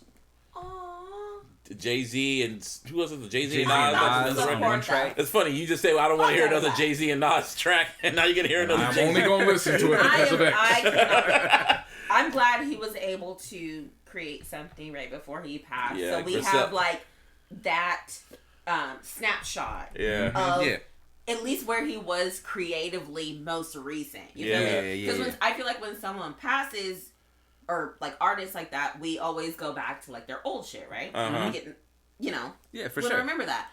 So I'm very, very happy with DMX. Not only that we can do that, but we also have something like really current that we can hold on to. I think that's a gift. And that man gave us so much, I feel like, as an artist and as a person, so that we still have this last gift. That's very much a blessing. So like as a DMX like real fan, and not so much like, oh, I know every song he ever made, but like as a person, a human, a man, a black man, I was such a fan of him. Yeah. Yeah. And his passing like really touched me. So I'm very glad that his more musically tuned fans, right? Like more people that like really listen to all that tracks from or albums from top to bottom or have that as well. It should be so called, that's really good. I actually can't wait to listen to that. It should be called DMX duets because every track has a damn feature. Except for that last one. Yeah, the prayer, of course. God. That one's gonna be. Yeah, that's gonna be real hard to get through. Yeah, that one's gonna be a hard one. Yeah, just that one track, like. Yeah, prayer is not even. It's gonna be. Yeah, because you know he's gonna get intense too. You know what I mean? And that. Because that was his niche. That was his lane. That's who he was. Major respect to both Lil Baby and Lil Durk, because they were supposed to drop. They were supposed to drop on the 28th. Yeah. But when they were announced the album, they pushed theirs. I don't know if they pushed theirs back a week or how long they pushed it back, but they pushed it back. It doesn't matter. You know, like it really don't matter. Salute to them. Yeah, I'm looking at that's you know one thing just real quick to mention them. We're talking about young cats that are gonna take over in terms of three-headed monster and all that. Durk and Lil Baby are starting to separate themselves a lot. Oh yeah. From like that whole like musically and otherwise rapper wave thing, like they're trying to separate themselves from. Like they're doing it a lot. Yeah.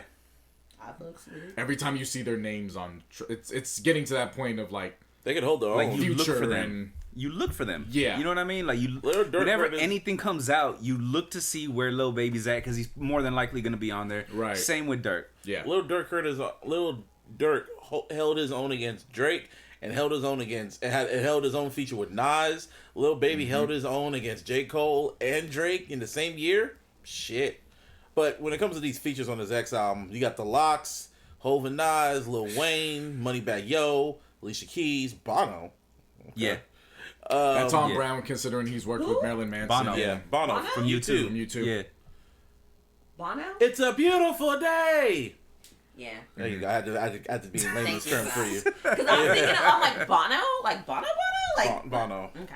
Yeah, Griselda's on here. All of them. Yeah. Nas again. Snoop Dogg. And Usher. Yeah. Why you laughing? What was that laugh for? For real, what was that all about? He brought the Usher bucks.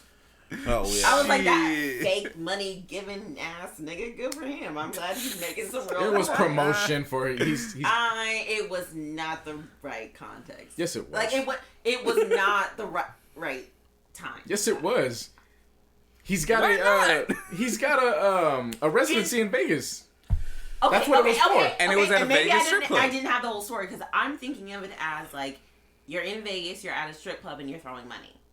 Okay. And your promotional money was thrown.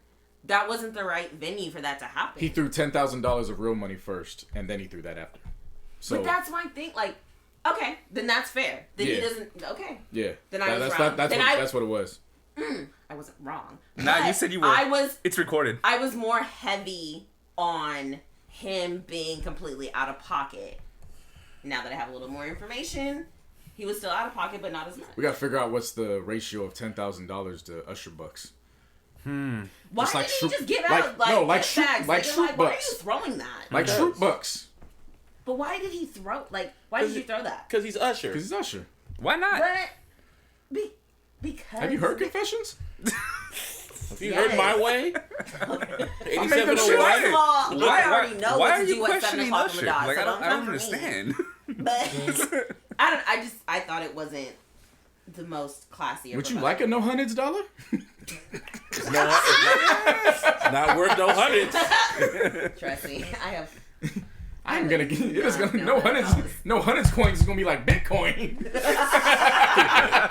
Let me get them wrists of the great dollars popping in, okay? Oh yeah, so yeah, I'm looking forward to that X. Yeah, that's what I'm waiting for. I'm like, oh, Yeah. and then you're gonna hear another Jay-Z and Nas track after you said no more Jay-Z and I'm Nas. only listening to it because of X. And plus, this is the record that Swizz Beatz played like years ago during that beat battle with Just Blaze when he was just pushing buttons with his nose and shit, and busting around making the I'm only mean listening face. to it because of X. Yeah, good for them. Yeah, look, this is like the second. It's like the second whole feature that X Mission did. and Swish just kind nah, of it's got to be a lot more. How many other songs that DMX did with Jay-Z? They did a bunch when it was them two and Ja. I'm trying to think. Because that was when they were doing Murder. That was when they were legitimately. Yeah, there was just Murder Inc., Yeah. just the group. Then it became the label. Yeah. And the rest is history. This upcoming Friday, YG and Mozzie. That one is. I'm curious. I hope They're really 2 hope for 2 with the singles, so I'm excited. Yeah. I haven't listened to the singles yet, but I mean, bro, look, it's YG and Mozzie. Yeah. Mozzie has yet to miss. Like, And YG honestly. always ups his game when he's with an up on par caliber Exactly. type of rapper. That is true. So Always. That's because YG dropped an album last year. That was very blah. I remember that. It was like an updated fucking Stay Dangerous. Oh, was that bullshit where at the end he like tried to say it was like, oh, this is for Nipsey, but it felt like a bunch of That was for real. like recycled. which one was the one last year? That The was Hard Bottoms one, wasn't it? What was the one? What was that album called? Was it called Hard Bottoms? For real, It was was like something 2019. hard. Yeah, 2019, and then the other one I think it was Hard Bottoms. But it's some he gang dropped some shit. where it very much felt like unsweetened Kool-Aid. Like I did not like the taste of it, and I really genuinely love YG. You see it? Looking. We need a new Tyga album. Did we? Yes. Ooh, Yeah. that was harsh. Dude. Damn. Because the last one he dropped Like, I was, felt that shit. the last one he dropped was pretty damn good. But But Tyga too busy on OnlyFans. My Life 400. Yeah, that's what it's called. My Life 400. We need a new Tyga album, but he's too busy on OnlyFans, so Yeah. I don't know if we're gonna get that. Yeah. I already making good guess. money on that shit too. Yeah. Yeah, I mean, heavyweights are dropping now. Summer's around the corner. Heavyweights are dropping. Yeah, buddy. People about to go on tour soon. You're damn right. Yeah. All I know is J. Cole better go on tour, because I'll go to that shit. He's putting up single doubles during all these games. Fuck it, man. He's living his dream. Fuck it. Yeah. Back to basketball real quick. The Hall of Fame. Oh yeah. Respectfully, Mrs. Bryant. When we get there, to open it up, Kevin Garnett opened the ceremony up. As he should. I saw a lot of people disappointed because they wanted the rough KG, and I was like, I don't know why you thought you were getting that in Seriously. this climate, but sure. It's a Hall of Fame acceptance speech. I don't know, Martine, but yeah. Alright. I love KG's speech. Tamika Catchings, I did not know that her and Kobe went that far back. Right. That was incredible. I didn't know she had that speech impediment Yeah, like yeah, that. Like, yeah. you know what I mean? And the hearing situation. Yeah, You know what I mean? Like, I've always that known shit about was her. news to me. Yeah, I was no, like, whoa, that shit. she's definitely a survivor and a soldier. Yeah. For that, she took her time to shine. I appreciate that. Is that the woman and she that had deserved the it. 10 and the 24 in the respective? Okay. Good, Yeah. good. That's what I So thought. for those who don't know, her dad and Kobe's dad played in Italy together. So her and Kobe have known each other since they were like 7 and 8 years old. Damn. Both wore the number 24, and then both wore the number 10 in the Olympics. So she had a great speech. I forget who the women's basketball coach was from Baylor. I know who you're talking about. She destroyed that shit. Yeah, she man. killed it. She did an Yeah, amazing she job. did. Tim Duncan. Respectfully hate the Spurs all these years, but Oh, yeah. but Tim Duncan, man, Yeah. I love Tim Duncan. He said it's crazy with his hair. Like, I was gonna like, say wow. that too. Yeah. The dreads look a little awkward. Yeah, But I mean, He's free. it's Tim Duncan. Tim Duncan. Though. He can do whatever the hell he wants to do. It doesn't matter. he's arguably the best power forward ever. Do whatever the hell he wants to do. Who cares? Like the Nas of basketball. He just goes by the book. That's why everyone called him a boring player, because he went by the book, but he was really good at that shit. Yeah. Got one championship. Turn around and shoot and hit it off the backboard. No dunks, no nothing. Just it was dunks. I mean, there was dunks. There was was lots of dunks. But it wasn't like It was just like there was a Oh lot of yeah, those. I don't know There what footage was you was a watching. lot of those. I know, bro. Oh, he threw a couple of those on Kobe and Shaq I too. was just gonna say Yeah. he did a lot of work on Shaq. Yeah. Man. I was a bad boy. Yeah, shout out to Definitely. them. Miss Black Mamba. She looked great. Vanessa Bryant held it down. The strength in her. It genuinely took me back because I just don't know how you can just be in that zone where you know what you're doing is not for the person that you were in love with. Mm-hmm. It's for the man that basically the entire world worshipped. Mm-hmm. Mm-hmm. And I'm always amazed at a woman like her, a woman like Lauren London, and what they've been able to do over the past few years with Kobe's legacy, with Nipsey's legacy, because they don't owe us anything as fans. At all. Right. But they've done it. She went up there and she put 81 up, and she made it look like it was with ease. And when she said, like, if he was here right now, he'll look around and be like, ain't this some shit? I mean, well, with context, she said that he was so beloved by fans that she hated giving him praise and compliments because, you know, she wanted to be that balance. Shit. Yeah, for encore shit. Yeah. She wanted to be that balance. And here she is now in public about to give him the biggest praise on the biggest stage in front of everybody. Mm-hmm. And she knows now that if she were standing in front of him, he would just look at her and be like, ain't this some shit? Yeah, you about to praise me. And when she said that, the very image, I knew exactly which interview to go to, the 2015 interview when he announced that he was retiring and they went and did that shit. I knew exactly the image to go to. I put that shit right on Twitter. Just, ain't that some shit? I know my superhero, man. So, yeah. Yeah. Just, man. That was great. Yeah. Bittersweet. I was going to say that, man. Yeah. Like, honestly, for me, watching this shit, I mean, as you know, diehard Laker fan, huge Kobe fan, obviously, right? Yep. That shit was so fucking bittersweet to watch for me. Like, I'm just speaking personally, like, that shit was hard for me to watch because I'm just like, fuck, man. If Kobe was here, I want to hear what he would have said. You know what I mean? The shit that we didn't know. Because, like, don't get me wrong, having Vanessa up there, that was amazing. She did what she could do. Yeah, exactly. She did exactly what she could do. Right. Like you said, right? It's just everybody else.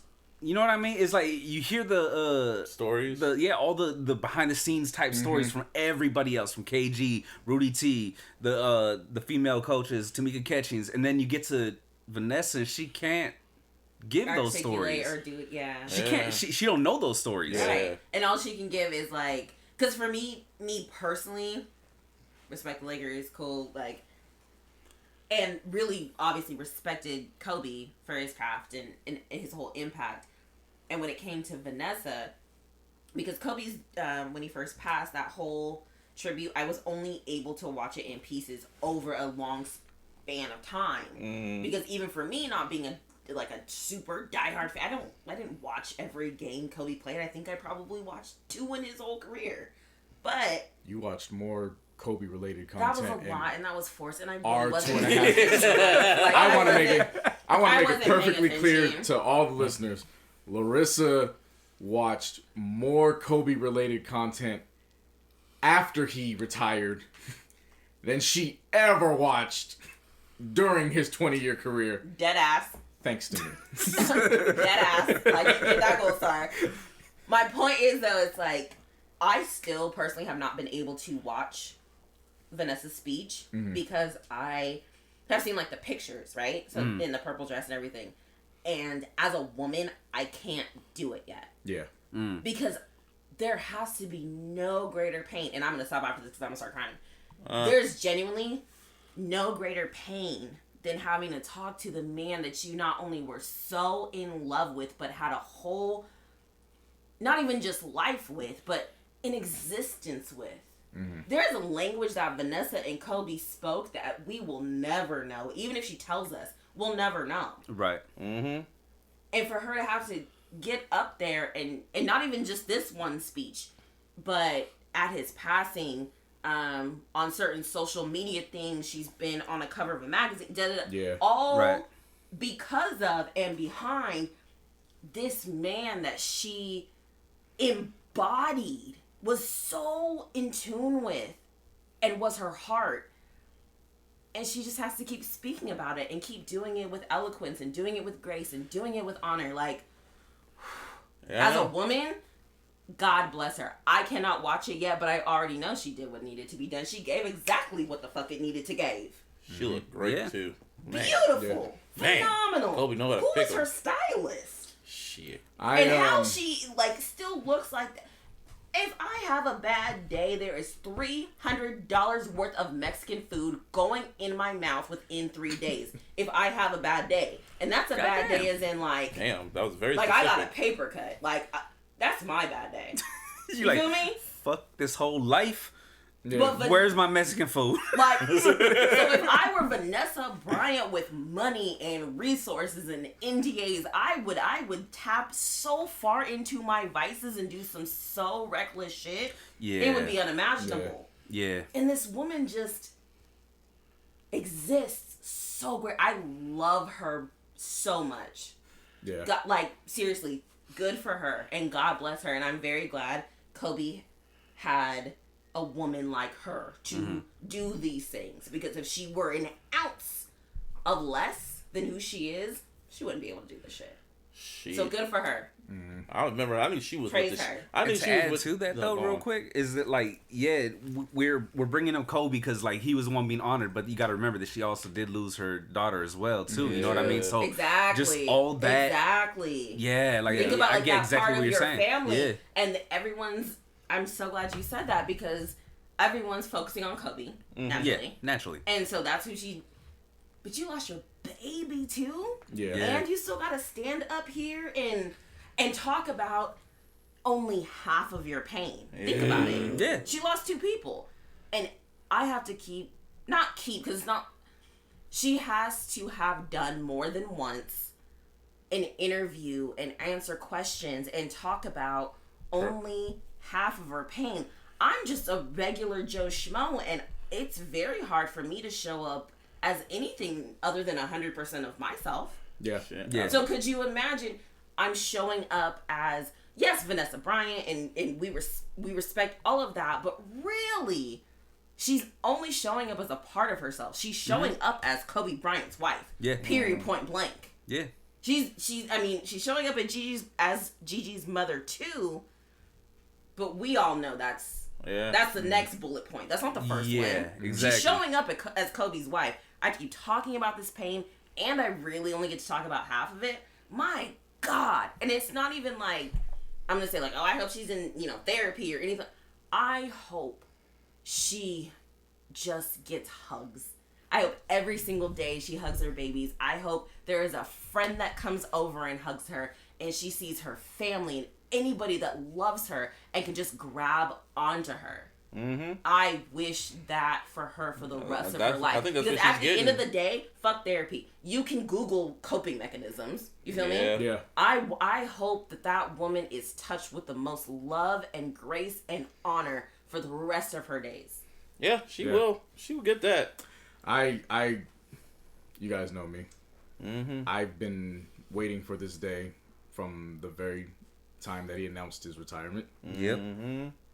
Because we all knew it was coming. Whether whether that shit happened or not, he was getting into the hall first ballot, no questions asked, and we knew he was going to be the main attraction, the main event. Oh yeah, and it was gonna be like Jordan's speech. I have a feeling it would have been like Jordan's speech. So he was gonna talk his shit, And before all this happened, you guys know whether it was gonna be me, Martine, or a few other people, I was going. Even if it was by myself, I was going. You said it. I remember. So when all that happened, I said, "Fuck it. I don't even want to watch it. Yeah. Like I'm not gonna do it." And then last week it was no. You had to. It may be painful, and you may break down, but you got to see it through. Yeah. Yeah. You have to see this through. This was your guy. This is his legacy. And he did it. Yeah. So see it through. Mm-hmm. And to my surprise, I laid on that couch and not one tear came through my eyes. It was actually a peace. It sucked. again, no faults of Vanessa's. She did what she could. So it was nothing in terms of what she didn't do. Right. I thought she did the greatest thing, which was, I cannot name everybody, so you all know who you are. Thank you. Mm-hmm. That was the greatest thing she did. Yeah. I already knew going into it, it wasn't going to be what we expected years ago. So, there was no surprise. But I had a good laugh when she brought that up about Kobe saying, ain't this some shit? Was not expecting that, but it was... Right there. When she said that shit, yeah, I laughed. But then that's where it triggered, like, fuck, man. You ain't here. Yeah, for me... You know what? Yeah, like, that's when it hit me. Like, don't get me wrong. I mean, I know he's gone. Yeah. You know what I mean? But like, that's, during that hit. speech, though, then that's when I was like, I literally had alligator eyes, bro. For me, it was the opposite. For me, it brought peace. It was, he's watching. It's okay. He's around. See it through. It's cool. Yeah. I get you. Don't get me wrong. So, like, for me, it was just the other end of the spectrum. I was just like, fuck. So I was able to get through, and then to my surprise, by the time she finished, like, the whole damn event was done, and I was like, okay. And everybody had come back on stage, they presented them, they said the class of 2020, and it was done. Yeah. I said, okay. Yeah. And that's... And my hope is, this was really the last big thing that needed to be done. Yeah. That was left for Kobe's legacy. My hope now is that there's really not much left for Vanessa that requires her to be out publicly to speak. Yeah, that's nothing left for her to endure, pretty much. That requires her. That's what I was saying earlier. That brings her out if she doesn't want to be brought out. Right. You know what I mean? Because how many times can you do that? Right. I remember after Kobe died. After a minute, it's like, that y'all shit gotta niggas take a look toll on YouTube, bro. Like, I can't. That's a fresh wound. That's not gonna heal anytime soon. And I get that you guys love my husband. I love that you guys love my husband. It afforded me this beautiful lifestyle for me and my children. I'm still human, and that was my husband. That was y'all's hero, y'all's whatever you want. But that was my husband. I signed paperwork. I took his last name. I bore his children.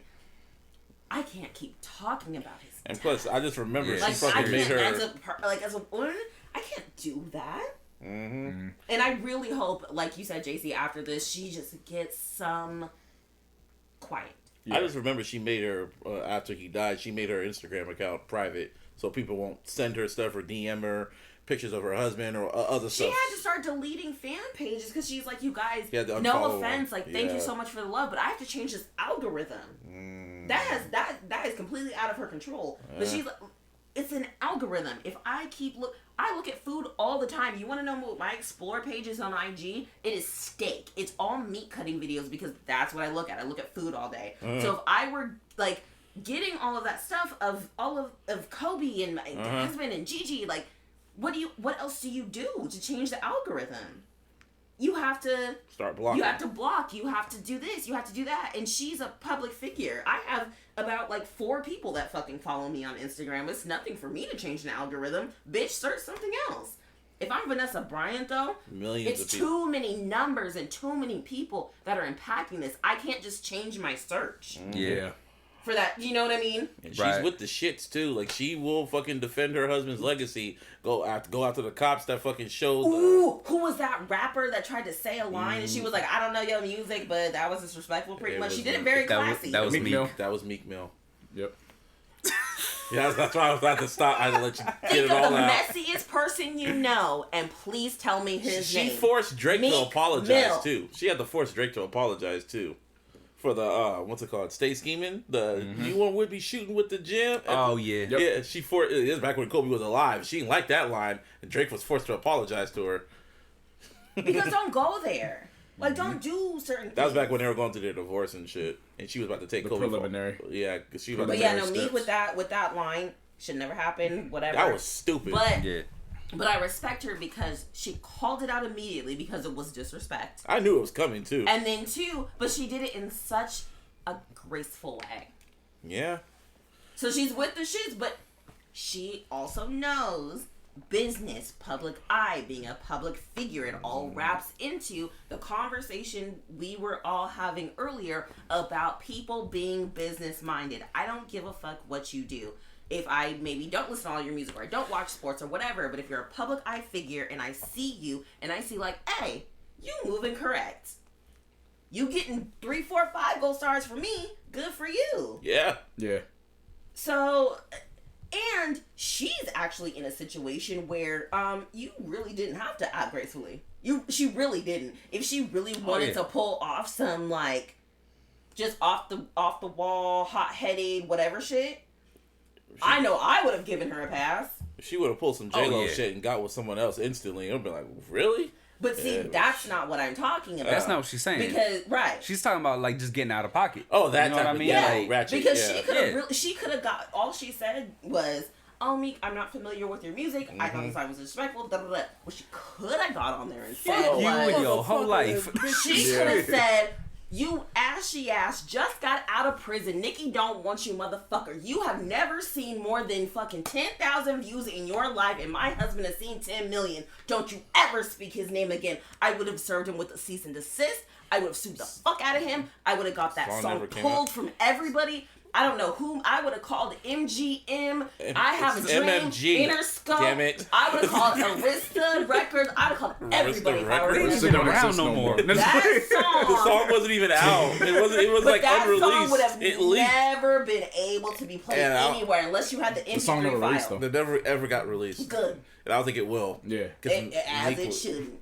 That was a dumbass line too. But That he's was lucky so that he stupid. didn't get choked out over that shit. And if I were Vanessa, nigga, I'm sending goons to your door. I'd have Meek Mill choke the fuck out. And I would have done it standing there in black red bottoms, leather pants, and a leather fucking jacket.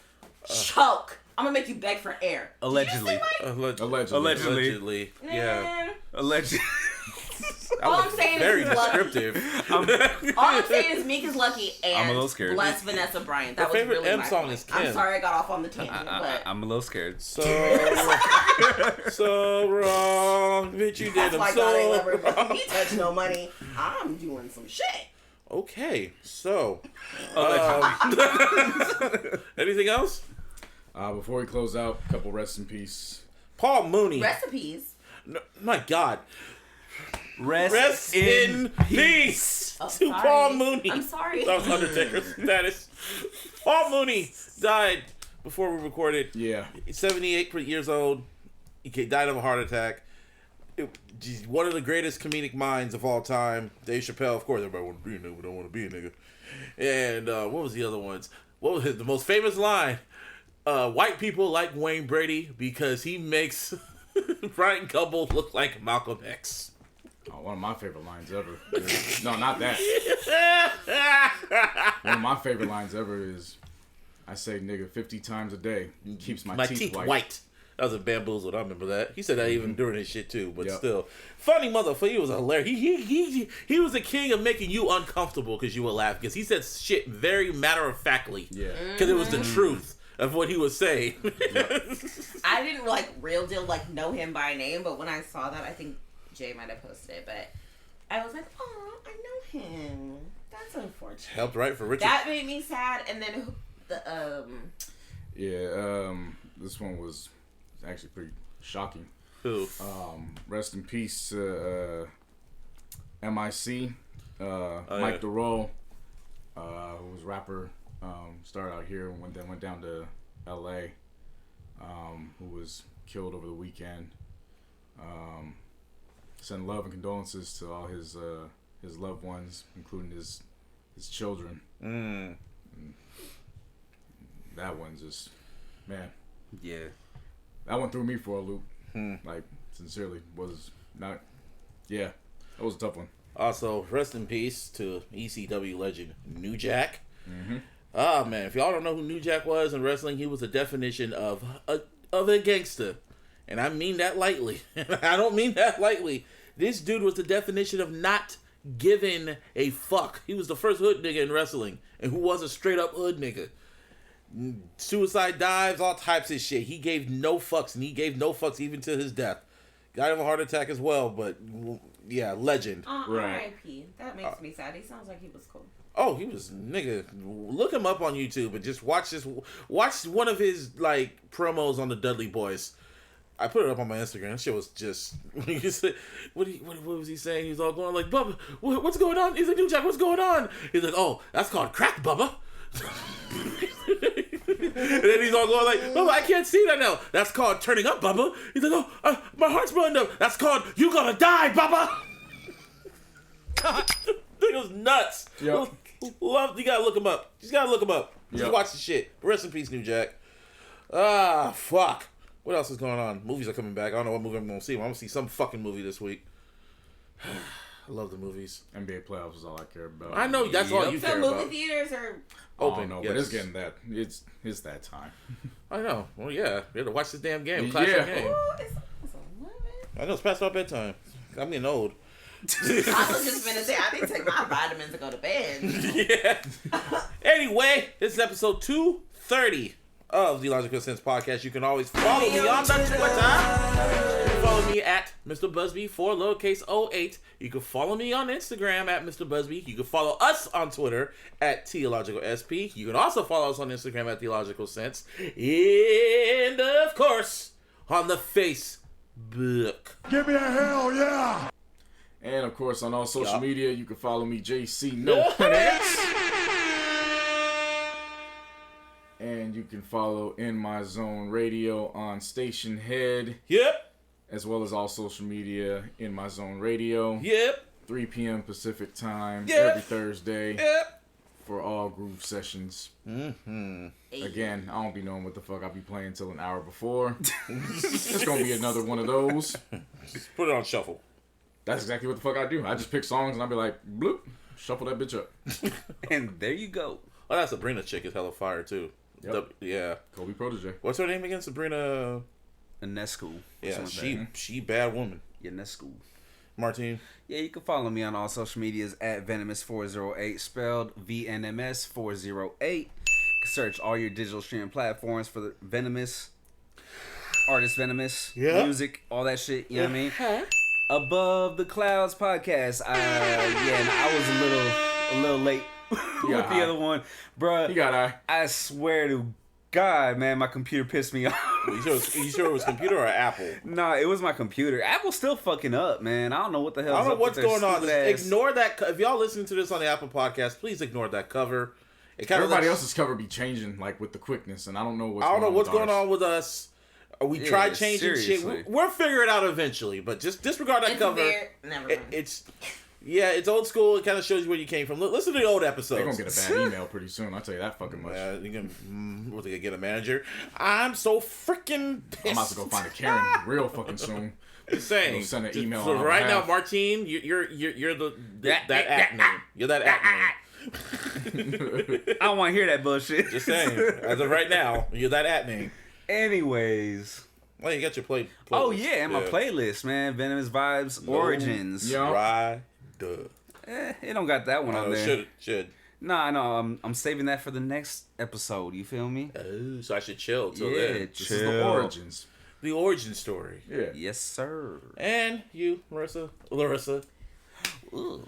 Hey, on Twitter. I know, my bad. Rissa the Great. Rissa_THE_great on Twitter. That is where you can find me. Yeah, you tweeting. No, I be tweeting. Low key, my Twitter be going. Like, it be up. So, I'm just saying. Yeah, boy. Whoa. I don't know what just happened. I ain't do nothing this time. You guys were both like, well, and I was like... I said, yeah. I looked at her and I was like... There was shade. It's okay. There's no shade. I just said, yeah, boy. It's nighttime. There ain't no shade. I'm telling you, I know if you're going. You seen all them damn TV shows. By the time y'all listen to this, hope y'all listen to this in the morning, afternoon, because it's nighttime over here in reality, in this reality we're in right now. So, yeah, buddy. Love your loved ones. Fuck Trump. I just want to say that. I don't know why. With it. We believe Lakers. Run it back, bozos. Oh, yeah, J. Cole dropped the classic, by the way. Yeah, it's got to put that in there. Yeah, we out this bitch. Bye-bye. Later, Gators. Peace. Peace.